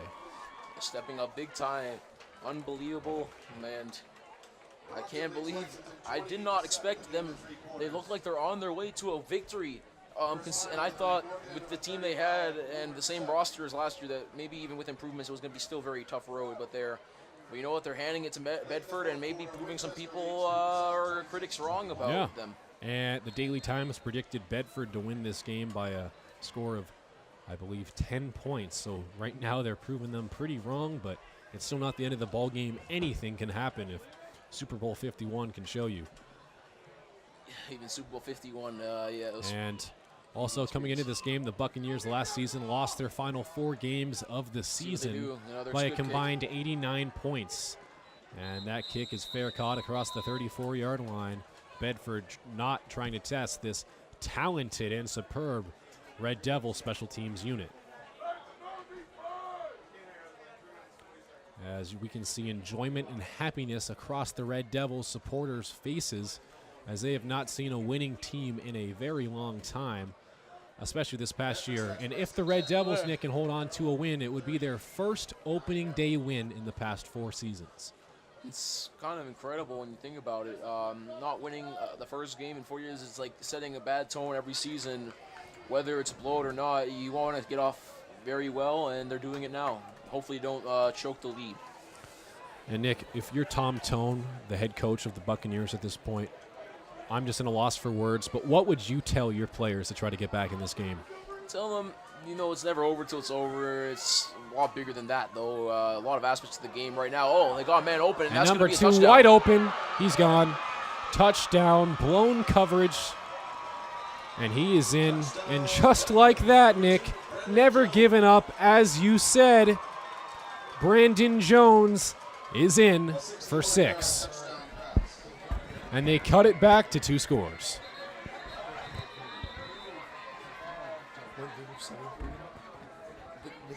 They jumped. When they were celebrating the touchdown, one of his own teammates jumped into him and injured him.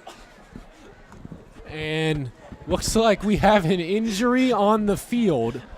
This could be the next butt fumble-esque celebration mistake or a Deshaun Jackson type of blunder. Nick, you saw it yourself. Relive this moment for us. Okay, so first of all, I want to say blown coverage by Burlington, miscommunication. 2 people had the same guy. One ran right by him, and it was a good touchdown. Right in as soon as saying, well, how do you get back into the game? How a nice 60-yard touchdown pass is going to get you back into the game with a whole quarter and 1 minute 40 seconds to go. And then the injury that happened when he was trying to celebrate, the man who scored the touchdown, a player of his own jumped into him and caused him to be injured. So that's not good. You want to make sure you're always safe when you jump and when you are, especially with your own teammates. Nonetheless, this is not good. Brendan Jones going for the 72-yard touchdown, his second reception of the night, one of the only bright spots in this Buccaneers offense, and he appears to be down with what looks to be a leg injury, needing help to get up, and that's pretty unfortunate. Hopefully he's okay. That would be kind of an unfortunate way to go out of the game. Hopefully not a season if it was a bad injury on your own teammate knocking you Nick, out. actually, the injury was made by the teammate that ran into Brendan Jones. Talk about payback for celebrating. And here's the extra point attempt. And the ball is snapped back, fumbled loose, and he falls on top of it. As the second time of the game, the extra point attempt is no good, as the Red Devils catch the Buccaneers sleeping on special teams. Even with teams not as good, I don't know if Bedford's going to have a Burlington-esque last season, but even Burlington, even how many bad games they played, I've never seen as many bad snaps as I have seen in this whole game. Unbelievable. Another bad snap, and all he can do with all the people charging into him, he can just fall on the ball and not even make anything happen. It's really incredulous right now, all the mistakes. That's a point that can come back to haunt them if they need a 2-point conversion, you'd say. And that was Adam Legeray, the kicker, who had to fall on top of the ball after the missed snap. If you're just tuning into the game now, the score is currently 35-20 after a wide-open Buccaneers touchdown. The Red Devils lead this one at home with 1:41 remaining in the ball game. On BCAT Sports, I'm Joe Viscioni alongside Nick Bongiorno. Thanks for tuning into this matchup, as it's been pretty exciting so far. A lot of great scores and a lot of blunders, Nick. It's a very fun game. You know, this is what reminds me of college football. Joe, this is a fan's dream of a game. This is a coach's nightmare of a game. There are so many aspects of the game that they're going to go back and review for both teams. Not even Burlington, who's had not the greatest game either in terms of blunders. So everyone has things to look at. Onside, ball rolls out of bounds. That's going to be a flag. Will the Devils accept it or not? The flag is for if you kick the ball out of bounds on a kickoff, it will automatically be taken at the 35-yard line. But I believe it went out of bounds a little earlier, so the Devils will probably elect to keep it where it was. Joe, it's just also about football. You know, it's always nice to commentate these games. It's very nice Friday night lights, and we see our town that's behind us, all the things we usually take around this town, like our cars and the 350 bus, and it's a great atmosphere to be obviously with BCAT, and also see our classmates and fans cheering on the Burlington Red Devils. And the Red Devils fan section, overwhelming support today as they are full on Burlington pride. Now here's the handoff. Kyle Pena gives it to Doherty, the man on fire, and he's tripped up behind the line of scrimmage. Number 4 making the tackle for loss. That is Griffin Sarregan making the tackle. Yep, that was finally a nice effort play. A lot of times they're not jumping, not putting their body in the line. They put their body in the line right there, jumped across, got the feet of Doherty so he couldn't make a nice play. And in fact, loss of yardage, good play by Bedford's defense after scoring the touchdown. Bedford showing an interesting package in the 4-3 defensive formation. 4 defensive backs in the game. Here's Doherty, runs it to the weak side left. Wide open running lane for Jake Doherty, has an extra blocker. led by John Magata, but a flag is down on the field. Nonetheless, Nick, what a great running lane, and the guards that were pulling on the play to give Doherty that space was really quite impeccable. Yeah, it was really great by Jake Doherty again, just running through the seam on the left side this time. Another holding penalty, Nick, against the Red Devils. It's a late 10 penalty, yards. though, so it's a spot foul. We'll go back. It wouldn't be like a 1st and 20 or 2nd and 20. It would be more like a 10-yard. Yep, 10-yard penalty. And that is really too bad for the Red Devils. Joe, you and I have been doing lots of games. Another injury, by the way, we can talk about. We've been doing lots of games over the years, and sometimes it feels like, especially in below us, where they keep the clock running, no matter what it is, the games go by pretty fast. This game, we still have a whole quarter to go. Each quarter's gone by pretty slow with injuries and fumbles and exciting plays, celebrations. This makes it a good atmosphere and nice to stay a little bit longer and get some broadcasting in. Yeah, definitely. It's been a pretty long game, as the game has already lasted 2 hours in total time. So it's going to probably near the total time of an NFL game, usually around 3 hours. Now here's Pena back in the shotgun, drops it back to his man Doherty up the middle, showing that breakaway speed, and takes a late low hit from number 1 Tyler Dussault, wrapping him up around the 31-yard line. Nonetheless, Doherty showing that athleticism once again. He's going to need a little bit of break after that shake to the head. Not a face mask, good clean hit. Up high, unfortunately for Doherty, he looks like he's okay. Colhane's going to sub in for the game right now. And it would will run be again and first down. And it will be interesting to see what the Red Devils do here as the clock ticks below the 20-second marker, as Pena is almost certainly going to let this one roll out as the third quarter is coming to a close. And Pena's going to get one last play in it. KP takes the snap, hands it off on the sideline. Colhane escapes around a man and out of bounds with 1 second. Time's out of time. Making the carry for 4 yards. And that is going to be the end of the third quarter. The score being 35-20 in favor of the Red Devils here at Varsity Field. And so far, the Devils are proving to be the superior team at home, putting up countless points, all provided by one man, Nick. 5 touchdowns, says it all. Jake Doherty doing what he has to do to help the Red Devils out. And, really, it's been, we've said his name so many times, but really, it's the whole team tonight. Really, Dan McKay has done a great job coaching them, getting them ready for this game. Saying, you know, we had a terrible season last year, but it's all right, because we're going to build, we're going to grow. We have young players. Lots of seniors did not lead this year, unlike last year. And it's really, this team looks a lot better in their new division. Yeah, Nick, that was actually going to be my next question. It seems like the Red Devils aren't missing the departures of their two captains.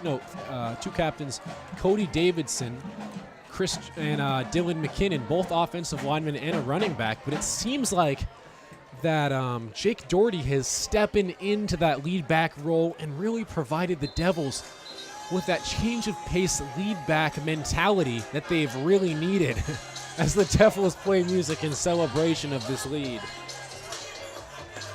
Feisty. Yep. Exactly. And that definitely reflects the Red Devils' attitude, getting pretty cocky in this game. Up by 2 scores. Here comes Kyle Pena onto the field trying to lead his team. Has not thrown for a touchdown yet in today's game. Pena sees the blitz on the left side. Play action. Had Pena play action, fires over the top. O'Halloran and nearly makes the catch before it rolls out incomplete across the right sideline. Looked to be a little overthrown, Nick. Oh my God! Have you ever seen?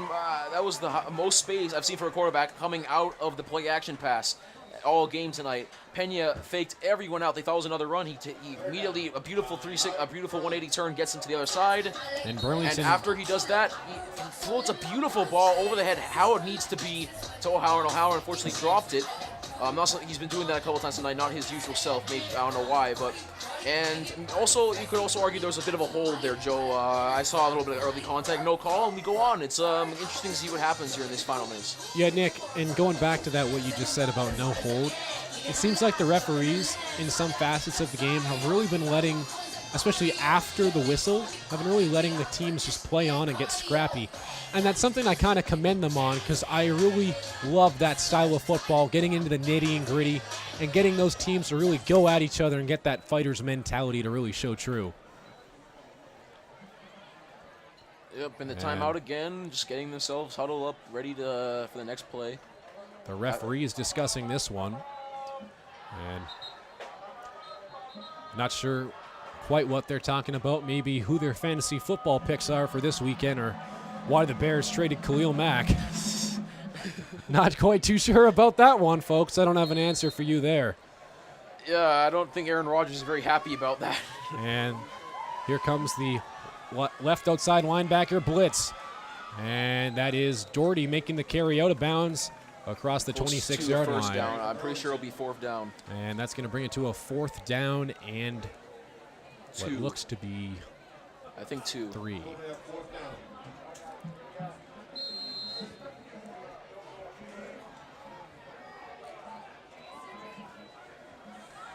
So 4th and 3 for the Red Devils. Okay, Kyle Pena has the loaded backfield. Fullback in the game is Jake McCauley. There we go. Yep. And here's Doherty up the field. 1st down. No shocker there. And he had a fantastic block from Jake McCauley, the fullback and strong safety for the Devils.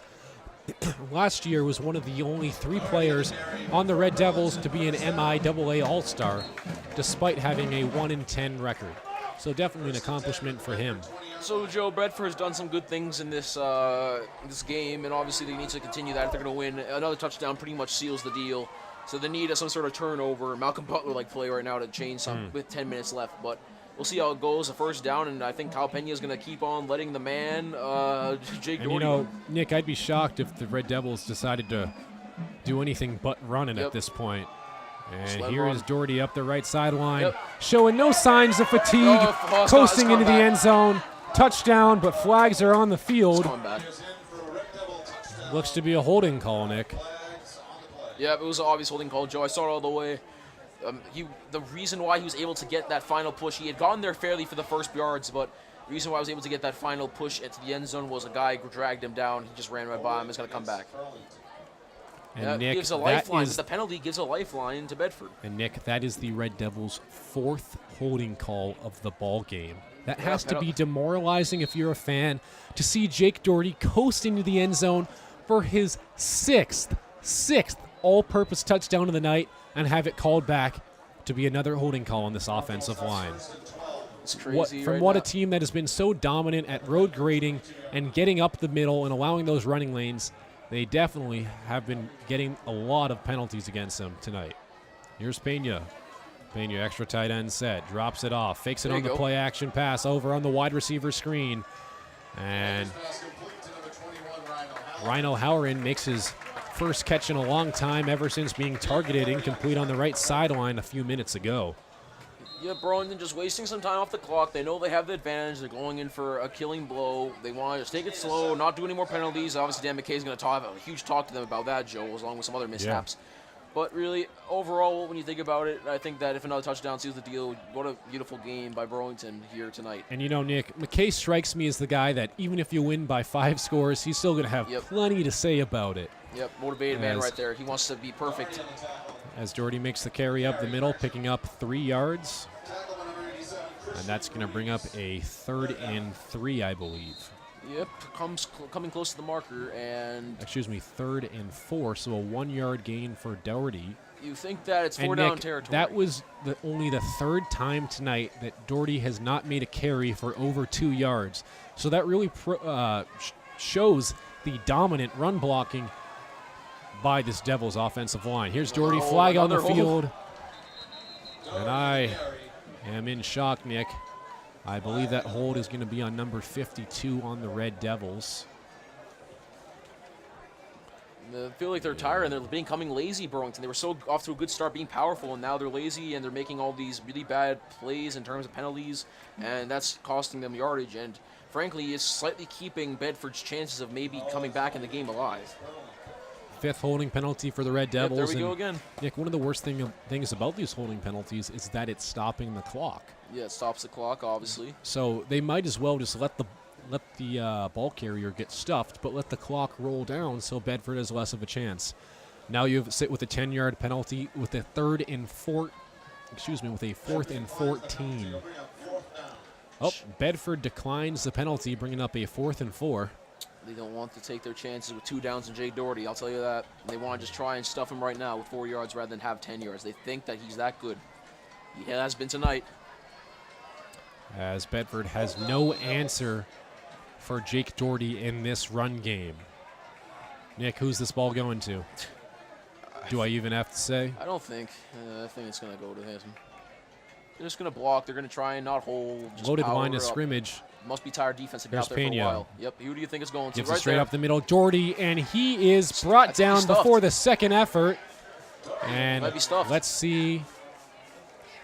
Jake Doherty is short by 1 yard of the first down as the Bedford Buccaneers Gives him a get their lifeline. lifeline. And they get on the field again with 8 minutes left and plenty of time for a comeback. You'd think that the chances of winning, plenty of chances. You'd think, obviously, in an NFL game, more chances, and your quarterback's Tom Brady. This is not a great offense right here, and also you have to consider the fact is they have to go all the way down the field, beat the Red Devils defense, and then have to stop Jay Doherty again, and then score, and have a 2-point conversion on one of these plays. With the way they're playing and all the miscues, Joe, I don't know if it's going to happen for them tonight. Well, there's only one way to find out. Here's Campanides. Campanides, without a touchdown pass in today's game. Excuse me, only one touchdown pass. Fires deep again. That pass is hauled in over the top of his defender. I believe it was Matt Pinkham. What a reception made by Bedford. And Nick, we got ourselves a game. Yeah, we got ourselves a game. That was a beautiful throw. Maybe that sparked some life into the attack. It was been a bit lifeless recently. Obviously, that huge play that went for a touchdown immediately down the field the other end was obviously a big thing too. So now maybe the quarterback has some confidence that he didn't have early on. And Campanides in the no huddle takes the snap, gives it up the middle. Another run. And he's going to take it himself on the quarterback draw. Picks up 2 yards before being stuffed across the 48-yard line. Every second's precious. 2 yards for we're talking about 30 seconds, Joe. Not worth it. You want to go for the passes. And definitely. I will say, though, Nick, you do have to mix it up a little bit. Keep the defense on their tiptoes, as it seemed like the Devils weren't stuffing the box. Only had 6 men in there, so why not try to make it a run? Got to consider the same fact that the same defensive line is the same as the offensive line, which was having trouble. So let's take that into fact. And here is Campanides trying to get his team going for the improbable comeback of this fourth quarter. There we go. There's a pass. Play action pass. Fires over the middle. Great play by Matt Pinkham, his second PBU of the ball game, in coverage from the slot cornerback position. And that is going to force a third down. Third down. It's a huge third down right now. They're going to have – this is obviously fourth down territory. Everywhere they go on the field, what's back in your own end zone or here in the middle of the field, down to there, it's always going to be fourth down. So I would try and get some more yards here. Give yourself an option. Try and get to 4th and 2 maybe so you can run the ball. Don't want to get sacked. That's the last thing you can do here. Let's keep the chance of the game alive. Here's Campanides. Come on, Campanides. Let's go. 3rd and 8. Hey, come on, Nick. We're Red Devils broadcasters. We are Red Devils. The Red Devils looking for a stuff here. Some fun. Campanides drops back, fires deep downfield, like and that pass is broken up. Not even touched by O'Halloran on the coverage as it falls incomplete, out of bounds. Slightly overthrown into double coverage. Not quite sure about that decision, Nick. No, obviously not. It's not a good idea throwing double coverage. And I'm just saying, come on, Campanides. You know, he's had a rough game today, and I just no matter who we're cheering for, I just want to see him make some improvements in his passing game.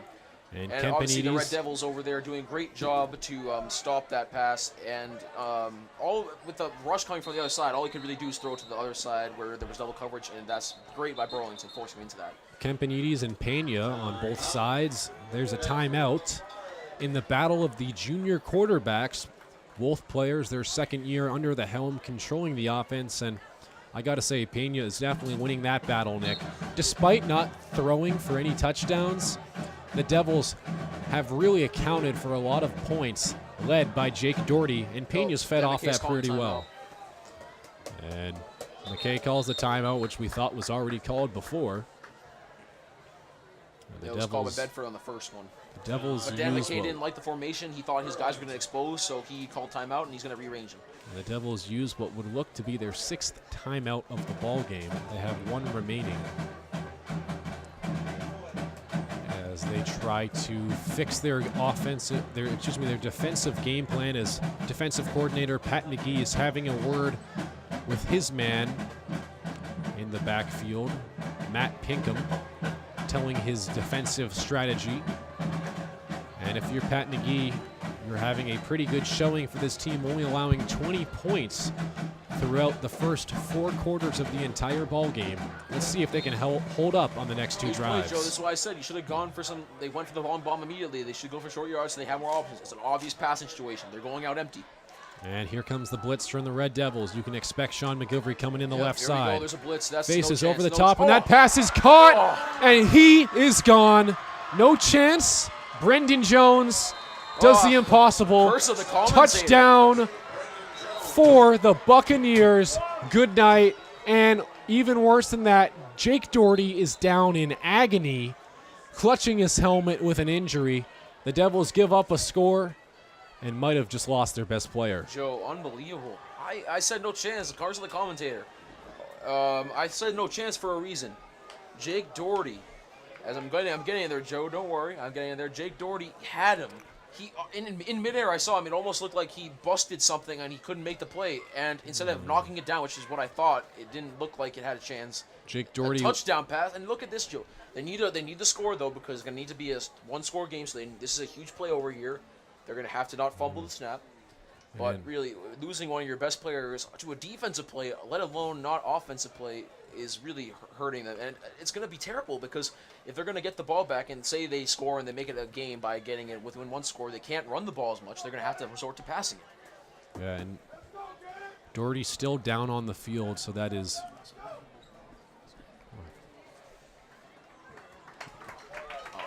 Doherty's still down on... I just knew it. I just know they don't have to write it. I got it. I was going to stop.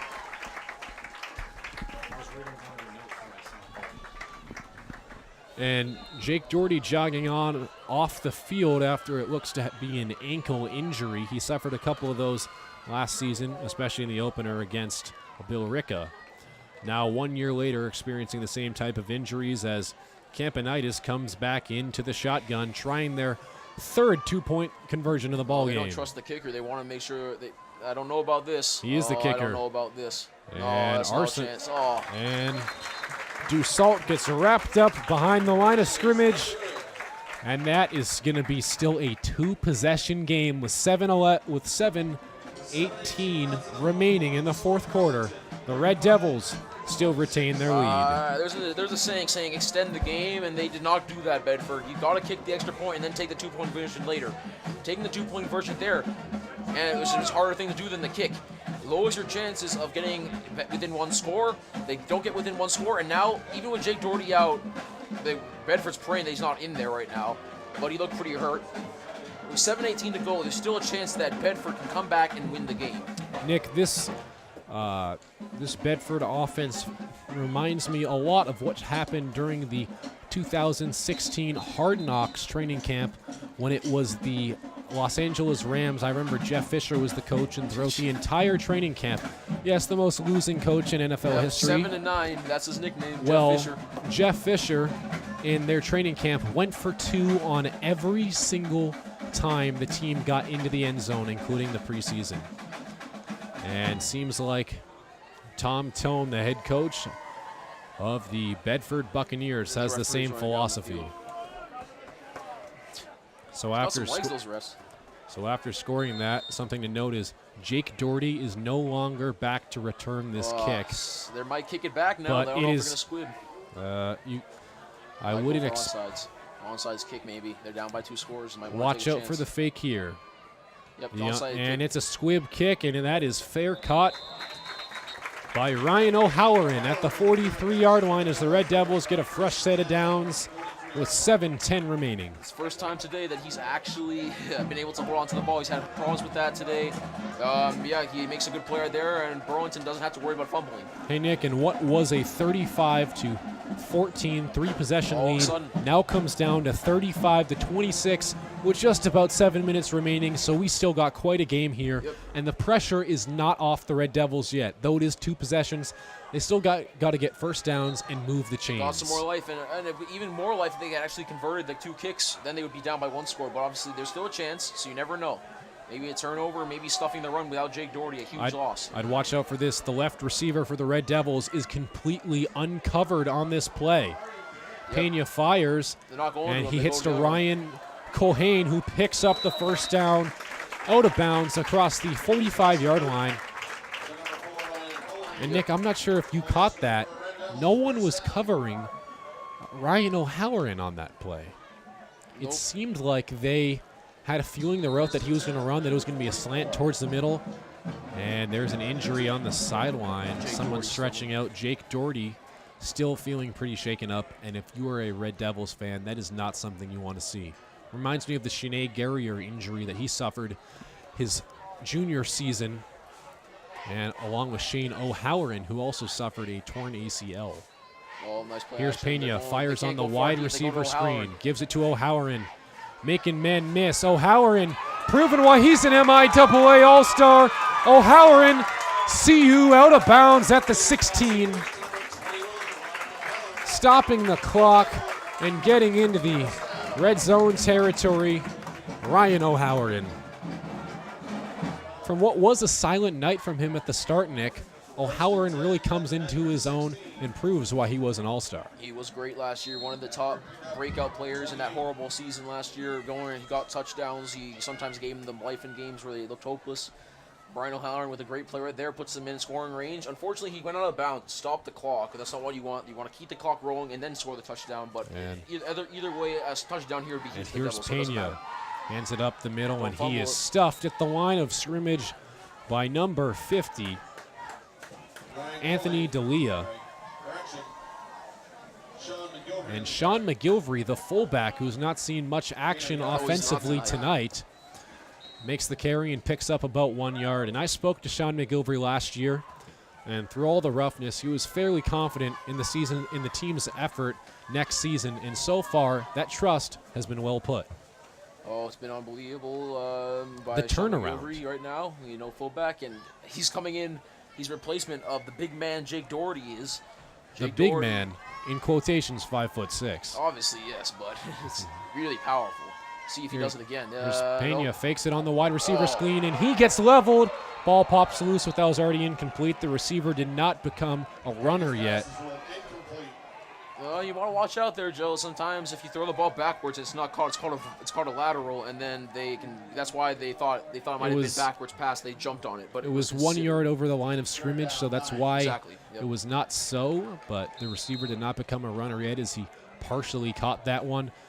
And that's a good sight for sore eyes as Jake Doherty jogs back onto the field. Oh, a good sight right there to see Jake Doherty come back in. Hopefully Although, he's Nick, not injured. when you have a player that's slightly scraped up like this, I'm kind of worried if Jake Doherty's going to hurt himself again. No, you don't want to. I understand you want to try and win the game, put it away by having him run it, but you never know. Play action pass, wide receiver screen, and O'Halloran drops the ball, ruling it incomplete. He's really He only got 2 feet down. I'm not too sure about that. And he did not become a runner yet as well. So that's going to be control of the ball. That's also going to be a 4th down. Yep, this is a big play. If Bedford can hold them here, they have life. If they can't, then it might be very, very bad with 5:59 remaining. I'll tell you, Nick, O'Halloran has to catch those. It's going to take time with the clock. The incomplete pass stops the clock. I'll tell you, Nick, he never had control of the ball. Couple catch problems. Seems like they also have problems with the NFL and catch rules. Looks like that offsides call is going to be against the Red Devils. Their 6th of the ball game. Yeah. The Red Devils, 6 offsides, 5 holding penalties. Penalties have not been their friends, and these referees are making them pay. And McKay calls what seems to be his 8th or 9th timeout, as he is frustrated as heck with his players. Why wouldn't you be? You're getting so many penalties, and not good penalties either to take. Penalties are just pushing you out of field goal range. If you even want to take that chance, most of the time in red zone here, they always go for the play, the run, or the pass. But you never know. With this amount of time left, it's critical that they get something. And the Red Devils offense trying to get going here, as a score would almost definitely put this one away, or would at least put Bedford in a very tough scenario, as they'd have to go downfield and get 3 scores. The Red Devils jogging onto the field, feeling pretty confident about themselves, led by Jake Doherty and Kyle Pena. Doherty not too shaken up anymore, who gives Pena a pat on the back and says, "Hey, I'm fresh, buddy. I'm ready to play." Yep, Pena he's saying he's okay. We'll see if it works out. He didn't get the last time they did the play action. Pena forcing a 4th and 14. Oh, Let's see what he can do. Bedford needs this. They need Pena this bad. drops back, looking, no pressure, surveys the Rowan. field, overthrows Culhane in the left corner of the end zone. Incomplete, turnover on downs, and Bedford is back in it. We have a ball game. It's not over till it's over. 5:53 remaining. Tons of time left. Two down, bound by 2 scores and motivation. And I gotta say, on their Nick, side. Their coach, I saw him. He was trying to get them fired up before for that play, and now they have a chance. And I got to say, Nick, that was really smart coverage by Tyler DeSalt, the defensive back on the coverage. And you know what they say, if you can't beat the man on the inside, the sideline is your friend. He's like an extra defender. Push him out of bounds, make him run out of there, and that's what he did. Incomplete. And Bedford has another possession. Pena overthrew him a bit as well. He had all day in the pocket to throw. Unfortunately, couldn't get him. And now Bedford has to make something happen with Campbell. And I think Pena's going to be second-guessing himself for the rest of the night, so you're going to see how that's going to go down psychologically. Here's Campanides again, firing back downfield, wide open, and he is wrapped up inside the 20-yard line, down at the 10. Brendan Jones, his third long ball completion. 2 touchdowns, over 150 yards. Down again, I think. Escaping. And what a play. Oh, no, Jake Doherty's not down. Never mind. He's okay. Someone else is down, though, for the Devils on yet another blown coverage, Joe. And, Nick, for a team that has 5 defensive backs and really has been stressing with their 2 deep safeties to not allow the big plays, that seems like that's all been going wrong for the Red Devils so far. All these deep balls are what's killing them. Joe, this reminds play, me. The first play, too. How many times tonight have we seen the first play, a pass, either play action or just shotgun, and it goes deep and nobody's covering him? The coverage is terrible. It's like the Patriots secondary last year against Carolina. Nick, this reminds me exactly of what would have been a year ago from yesterday of when the Patriots opened up against the Kansas City Chiefs, allowed 41 points, I believe. 42. 42 points, blown coverages all over the field. Definitely something you don't want to see from a loyal Red Devil supporter. A lead that was 21 has a great chance of being cut down to as low as 2 points. Unbelievable. And these easy mistakes made by the Red Devils have Bedford back in scoring position and in the ball game again. See if Bedford can do something with this, Joe. They have another great play. It was a great effort play by the guy who got injured to stop the tackle for the touchdown, but now they have a chance to capitalize. Despite the mistakes, here's Bedford. Come on, man. Campanides is going to run it himself on the left. Gets around the corner, and Campanides carries it in the end zone. Touchdown, Bedford. Back on the board. Unbelievable. How has this game gone so warped for Burlington? And they make it a 3-point lead, led by their quarterback, Pete Campanides. Pete Campanides, what can you say? I said go deep, and I said try throwing down the field because, he wasn't doing that. And now with the run that he did do before, beautiful stiff arm, get to the end zone, cross the pylon, motivated. This lead is cut down to 3 and possibility of 2, Joe. Unbelievable. Or never say die. You and I thought the game was over. Oh, my goodness. And here comes the extra point attempt. Maybe, hopefully not fumble this time, huh? Made by Adam Laguerre. And that kick is up. And it is good. 2-point game as the Bedford Buccaneers make it 35-33 in favor of the Red Devils.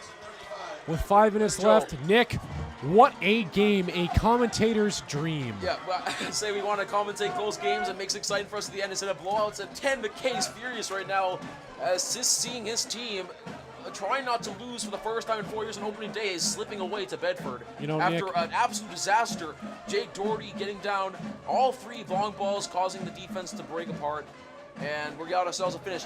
That touchdown sequence, 60 yards in a matter of 34 seconds. And Nick, I'm glad that Dan McKay does not have a clipboard, because right now, if he did, it would be shattered and on the field thrown at his defensive players, because he is absolutely furious, and he has a right to be with these blown coverages. But let's not get too fray yet, as the Red Devils still have a chance in this ball game. They've controlled it throughout most of the game, and especially the first half. Let's see what they can do here. Yep, they're still by 2 thanks to the bad extra point misses. Hopefully it doesn't come back. Bedford's praying it doesn't come back to haunt them, but the Devils trying to use a morale boost definitely after getting the new painted helmets. Hopefully that can serve them right with their first win of the season at home on the season opener against Bedford. Yep, with they don't just wanna about be 5 like the minutes Atlanta remaining. Falcons in the Super Bowl, because that would not be good. Let's see. I don't think they're going for onside. They're probably going to squib kick or pin them back deep and use their defense, which has new momentum. Number 62 with the kick. They're going to kick. Squibs it up again, and that O'Halloran pass is gonna fair catch caught it. by Ryan O'Halloran around the 35-yard line as Kyle Pena and his offense jogs onto the field, trying to extend the plays and get more time, trying to end this game. And 5 minutes, 8 seconds left. Nick, the last couple possessions for Pena, he's kind of taken it lighthearted in the whole offense. They've just been trying to run out the clock, but it's really come back to bite them in the behind with those play calls, because look at the score, 35-33, and there's 5 minutes left. In a matter of minutes, in the fourth quarter, you're up by 21 points. You don't expect this to happen. But, you know, we maybe jinxed it because we thought it was over. We thought it was going to get a touchdown, or, you know, but it's never over until the fat mama sings. And Burlington in a max protect formation with a fullback in the game, I formation. Jake Doherty, not his full self. That's huge for Bedford with momentum and maybe can stop the pass. And Pena Nick, definitely been more conservative. Since that Doherty injury, he's allowed 2 receptions of over 75 yards. Running the clock. Oh, he's Here's stuffed. Doherty, and he is stuffed behind the line of scrimmage. Great tackle made by Bedford, led by number 87, Christian Ruiz, for his 4th tackle of the night. Yep. This is how fast the game changed. In about 15 minutes ago, we would not have thought about Bedford stuffing Jake Doherty at the line of scrimmage and down by 2 points, but it's happening. And their crowd is fired up in the other section. And Burlington's fans are trying to get their team in the game. Bedford, a measly crowd section. You can hear them as if there's 1,000. Let's see what Kenya can do, man. Here's Pena, stacked formation to the left, extra tight end in formation. Doherty up the middle. Got it. Doherty escaping, and he picks up the first down right around the 49-yard line, moving the chains and running the clock down to just under 4 minutes. Yep, 1st and 10. Obviously, Joe, you have the 2-minute warning. You have timeouts. You can stop the clock. This is high school football. They still have, I believe, I don't know what that number means. I think it means they have 5 timeouts. Does that? Yes, Bedford still has 5 timeouts, while the Red Devils have 2. They're going to stop the clock as many times as possible. And Nick, I'm really unsure about this play calling. They have yet to call a timeout after that last game. Yeah, exactly. First the down. clock's rolling down 35 seconds. 5 timeouts, not good. I think you should use the timeouts. Here's Kyle Pena, gives it over to Doherty. Doherty avoids the hit and gets walloped across the 50-yard line. Lord gave him a bit of a boost as the guard, but still couldn't avoid the pressure. They're not using timeouts. Doherty picks up 2. I don't know what they're waiting for. They have 5 timeouts. And Nick, I slightly now they're calling timeouts. You know, Nick, I slightly am trying to understand this defensive strategy and play calling by Tom Tone.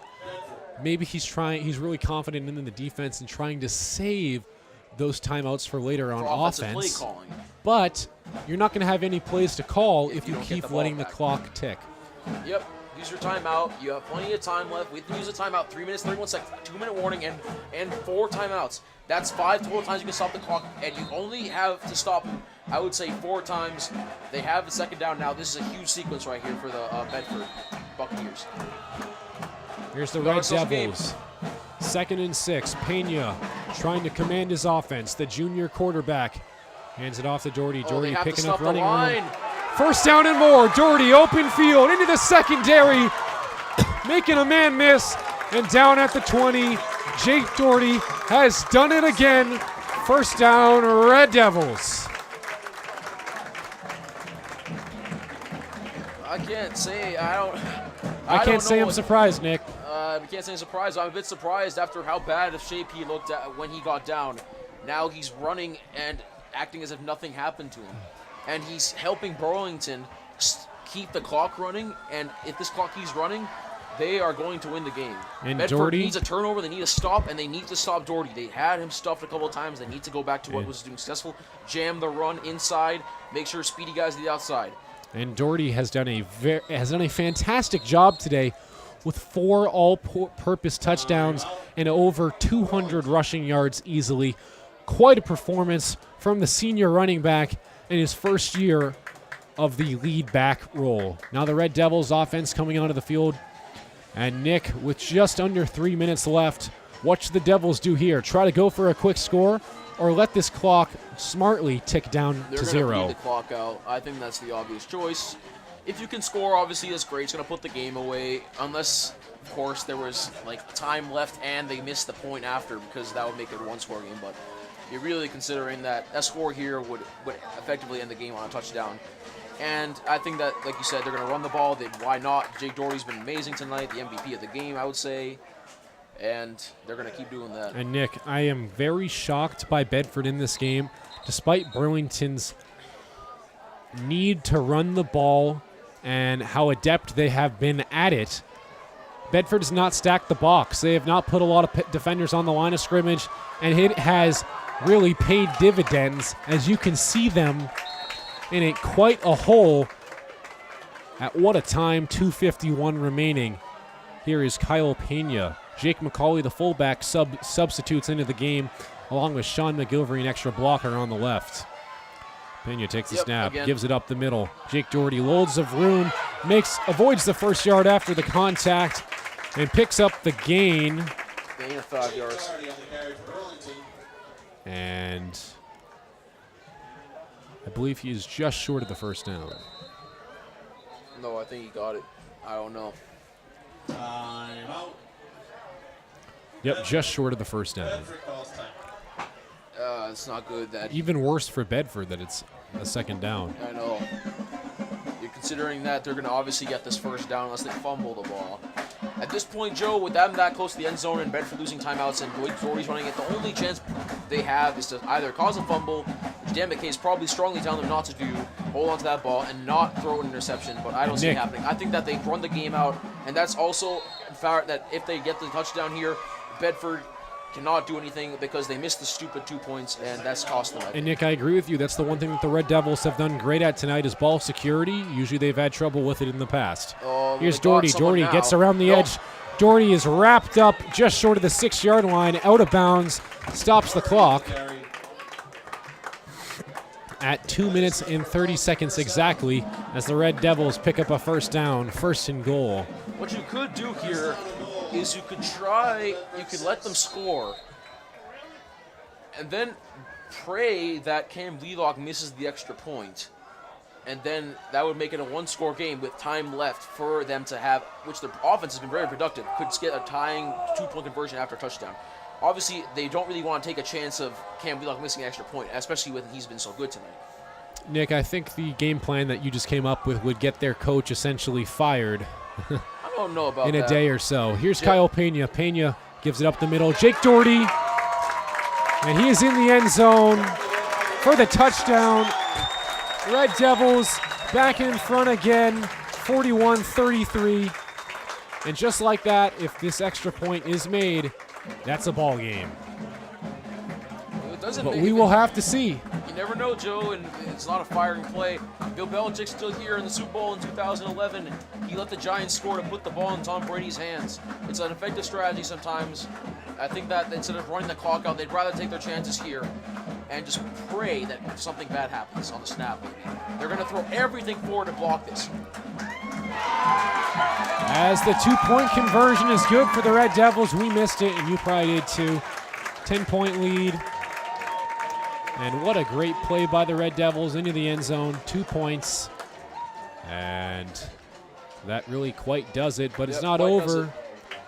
Not over, Nick, for the Buccaneers. They still have a chance. You never know. They've been dominant in this second half. So we shall see if they can gather anything together, as they have scored 25 points in 2 quarters. Yep, as you said, they have a chance. Thanks to those 2 missed extra points, that completely messed the game up for them. They are down 43-33 right now, and they need 2 scores.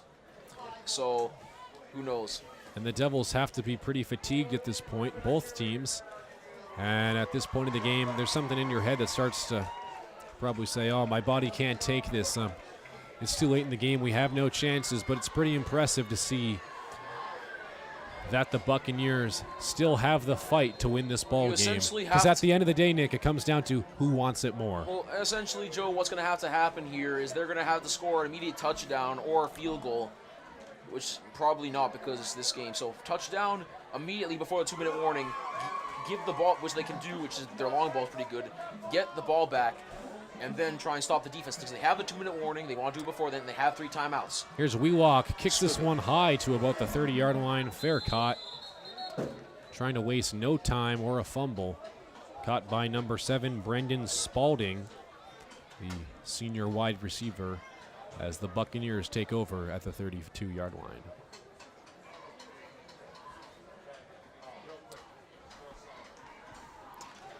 And quite a great show-up turnout for the Red Devils fan section. Earlier in the game, Nick, we saw not too many people in the fan section, but now they're really showing their Red Devil pride with those chants, trying to get them back into the game. And this defense needs some help from their team captains, Andrew Woods and Chris Jones, trying to get into the opponent's backfield. That would be very big from those pair of defensive tackles.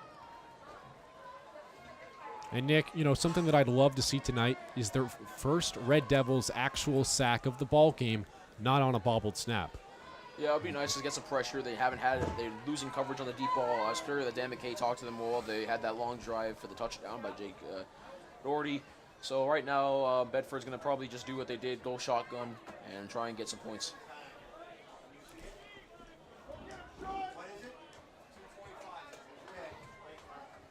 And there's a correction to the clock. It's going to be 2:25 as the Red Devils have a 43-33 lead. Here's Kapanides in the shotgun, drops back, fires to his left, and that pass is caught out of bounds by Ryan Lobo. If you're just tuning into the game now, I'm Joe Viscioni alongside Nick Bongiorno here on BCAT Sports. It's quite a close game, and what a great comeback from the Bedford Buccaneers as they were down 25-8 at halftime, making it quite a game in the second half. And it has been what a ball game. Jones lined up over the center trying to get some pressure on the quarterback. Here's the handoff up the middle. Smart play. And he is wrapped up across the 40-yard line by Andrew Woods. We spoke highly of him before and really warranting that praise. You know, Nick, if anyone is to deserve a tackle for loss and make an impression on the game, it's Andrew Woods. When I see him in the gym, he's always the hardest working guy.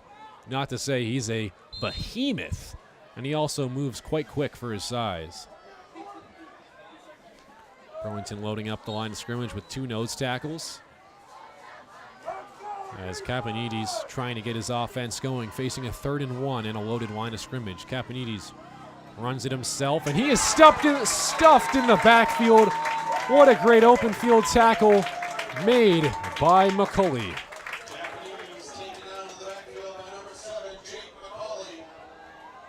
Not what you want to see.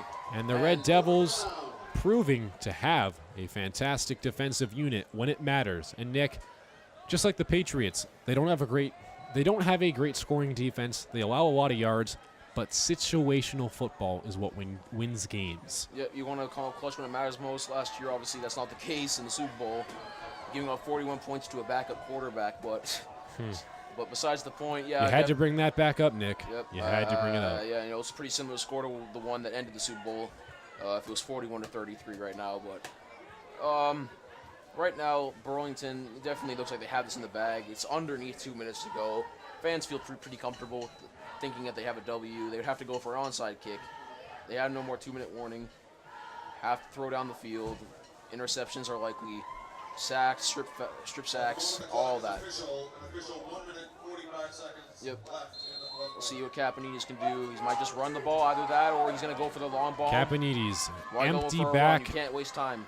Empty backfield, Yep. 3 receivers to his right. Looking, flies it over on the screen. That's it. That pass is dropped incomplete by Brendan Jorez. It's effective, Joe. I think we're going to get our first win in Burlington High School and our first win in the first game of the season since 2014 before you and I were even broadcasters. Yes, indeed. Hopefully the Red Devils can hold on to it, Nick, though there is still a chance as the Buccaneers have 4 timeouts and the Red Devils still need to get that first down. But it is a long shot. To say the least. And an onside kick.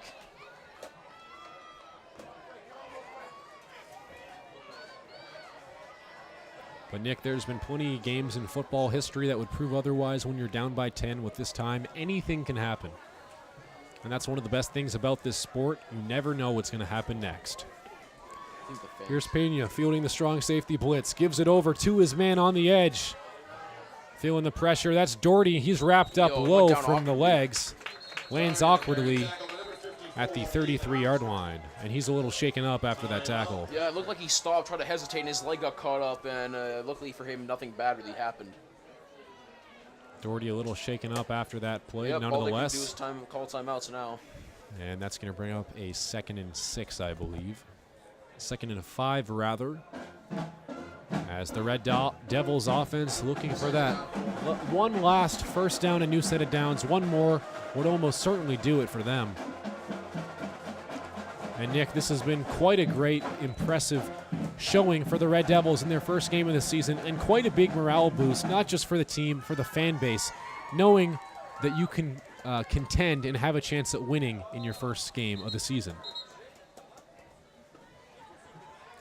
And on to next week's game, the Red Devils are going to be playing the Woburn Tanners in the Battle of Wynn Street. If you're there to catch that game, it's going to be 7 o'clock in Woburn. The coverage team is going to be Nick Bongiorno and Matt DiMarzio. Possibly Josh Coughlin coming in for that game. Here comes Kyle Pena, back to football. Pena has Nick Campbell as an extra blocker at the line of scrimmage. Hands it off to Doherty up the middle, and Doherty gets close to a first down. And that's going to be a 3rd down, just a yard or two short, as there is a Bedford defender hurt on the canvas.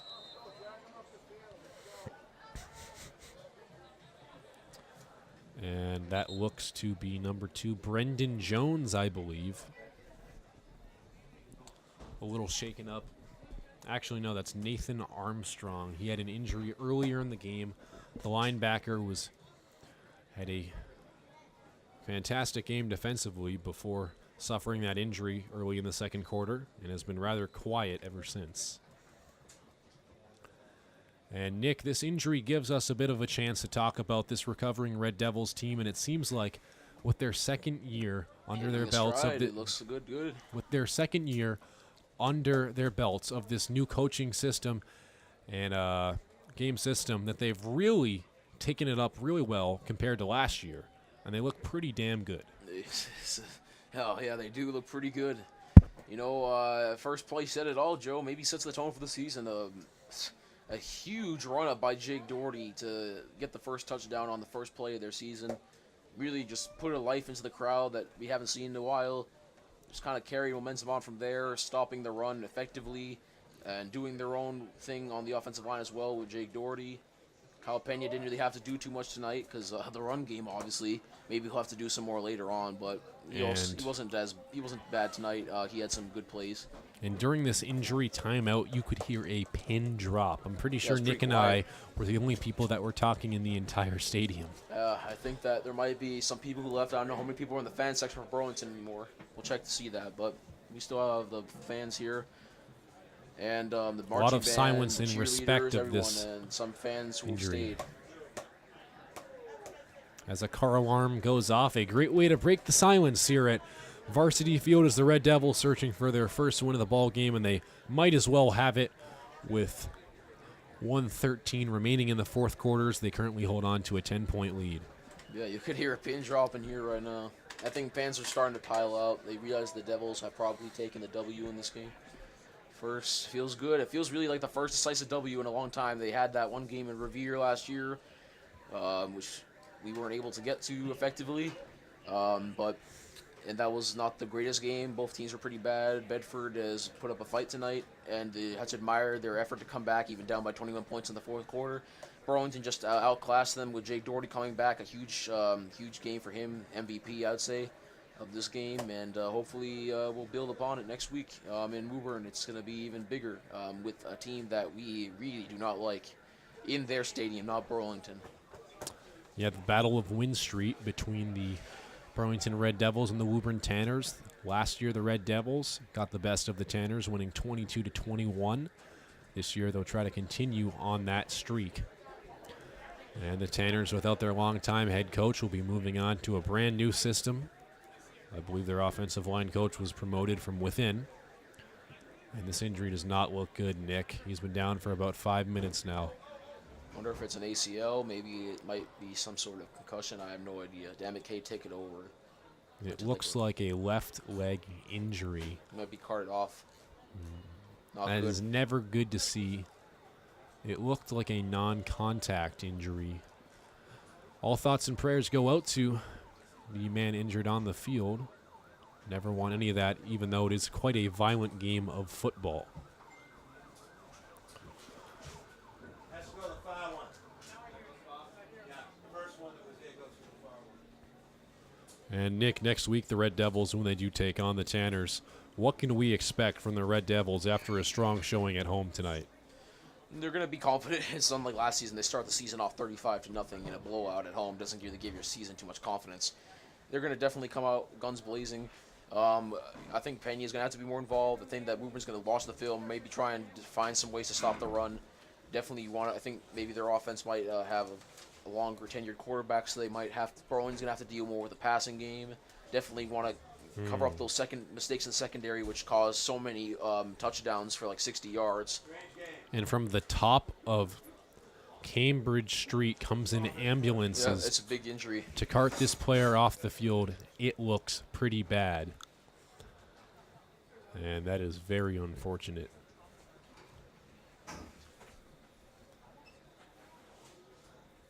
Never good to see this. Mr. Toda, This takes me back the trainer to out there for Burlington, and also emergency medicine teacher, trying to help out as well. this takes me back to 2 years ago, I believe, when Shane O'Halloran went down with a torn ACL. 3 years ago, excuse me. He missed the entire season, and the Red Devils really missed his absence throughout the game. He came back a year later and was not the same, but hopefully this player can recover strong. And Nick, 33 points allowed would not seem like a good statistic for most teams, but the Red Devils defense has stepped up.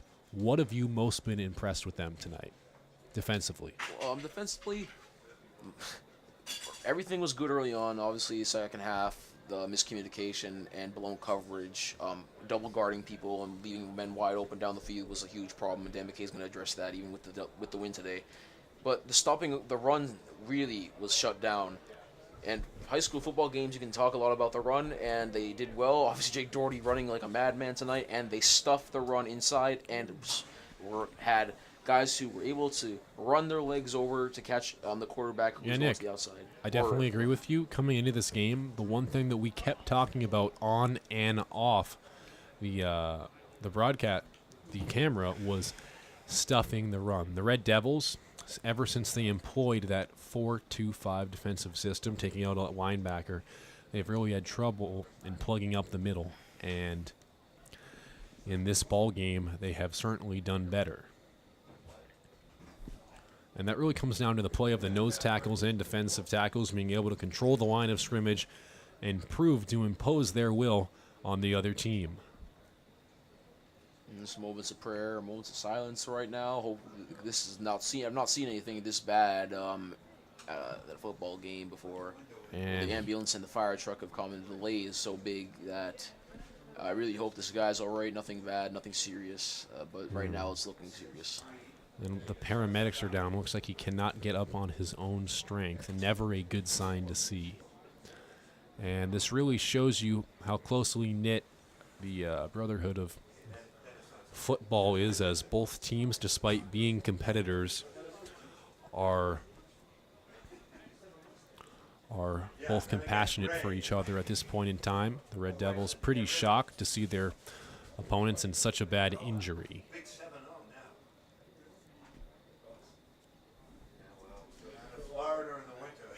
Oh, it's not what you want to see. I hope it's not a knee injury. Concussions have become such a huge part of football. People have designed helmets using physics to determine on what collisions there are in the field for that player and position he plays. just to try and minimize the risk of these bad things. A neck injury would be also really bad here because you hit hard. But you don't want to see this happen to anybody.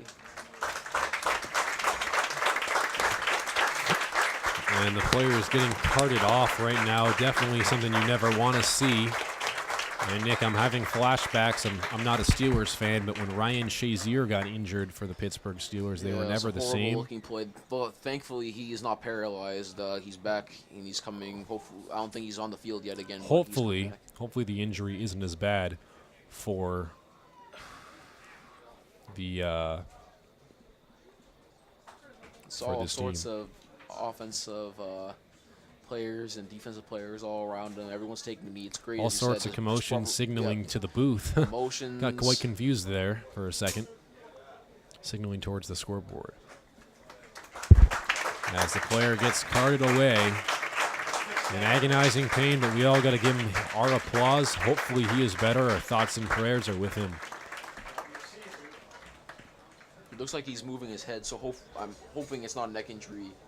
Concussions aren't good either, but this sport is sometimes so violent you don't want to ever see anyone get hit like that. And that is the risk you have to take when playing the game of football. And sadly, once in a while, a player can get injured to that caliber. And the field's starting to clear up now as both teams trying to get back into it. Bedford, maybe they can pull something out of their sleeves to try to get back in this game after that horrific incident that just occurred a few moments ago. And the Red Devils trying to close this one out, having a 10-point lead with 1st and 10. Yep, now we're about to play. On their own 28-yard line.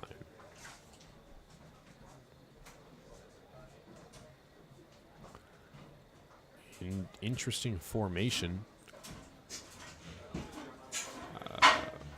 As they're going to let this clock run out. And looks like Bedford's given up on the game, and they're going to take a knee. Kyle Pena takes the knee, and the clock is going to run out as the Red Devils are going to walk away with the first win of the season and start out the year correct with a W in the win-loss column. And the Red Devils, Nick, they have earned this ball game win, haven't they? They have earned it. It was a bit of a scary, almost looked like a comeback at the end by the Buccaneers, but they held them off. They got the drive they needed for the touchdown, got the two-point conversion, put the game away. All the people who were injured, especially the last one, really horrific scene. Hopes out to them. And Burlington with momentum starting this 2018 season in our senior year. Hopefully all goes well. And Jake Doherty was the man of the match, Nick. If you could give someone an MVP of the game, it has to be Jake. Yeah, definitely. They're just running over the place, finding inside, outside, everything they did, loading the box up or not. Every single time Burlington either had an option, he could run right through it, or they could pass the ball. Great night by the Devils. So a game plagued by injuries, electrifying special teams moments, special carries by Jake Doherty, and an injury at the end. Ends in a victory for the Red Devils, 43-33 at home, as the Red Devils start out the season right with a win. And I'm Nick I've been Bongiorno. Joe Viscioni, and this is Nick, and alongside Nick Bongiorno, we thank you for tuning in to BCAT Sports. Thanks to everyone in downstairs in the broadcasting booth for all the help of this game, and we'll see you next time over in Woburn next Friday against the Woburn Tanners. Red Devils we'll see you football. then.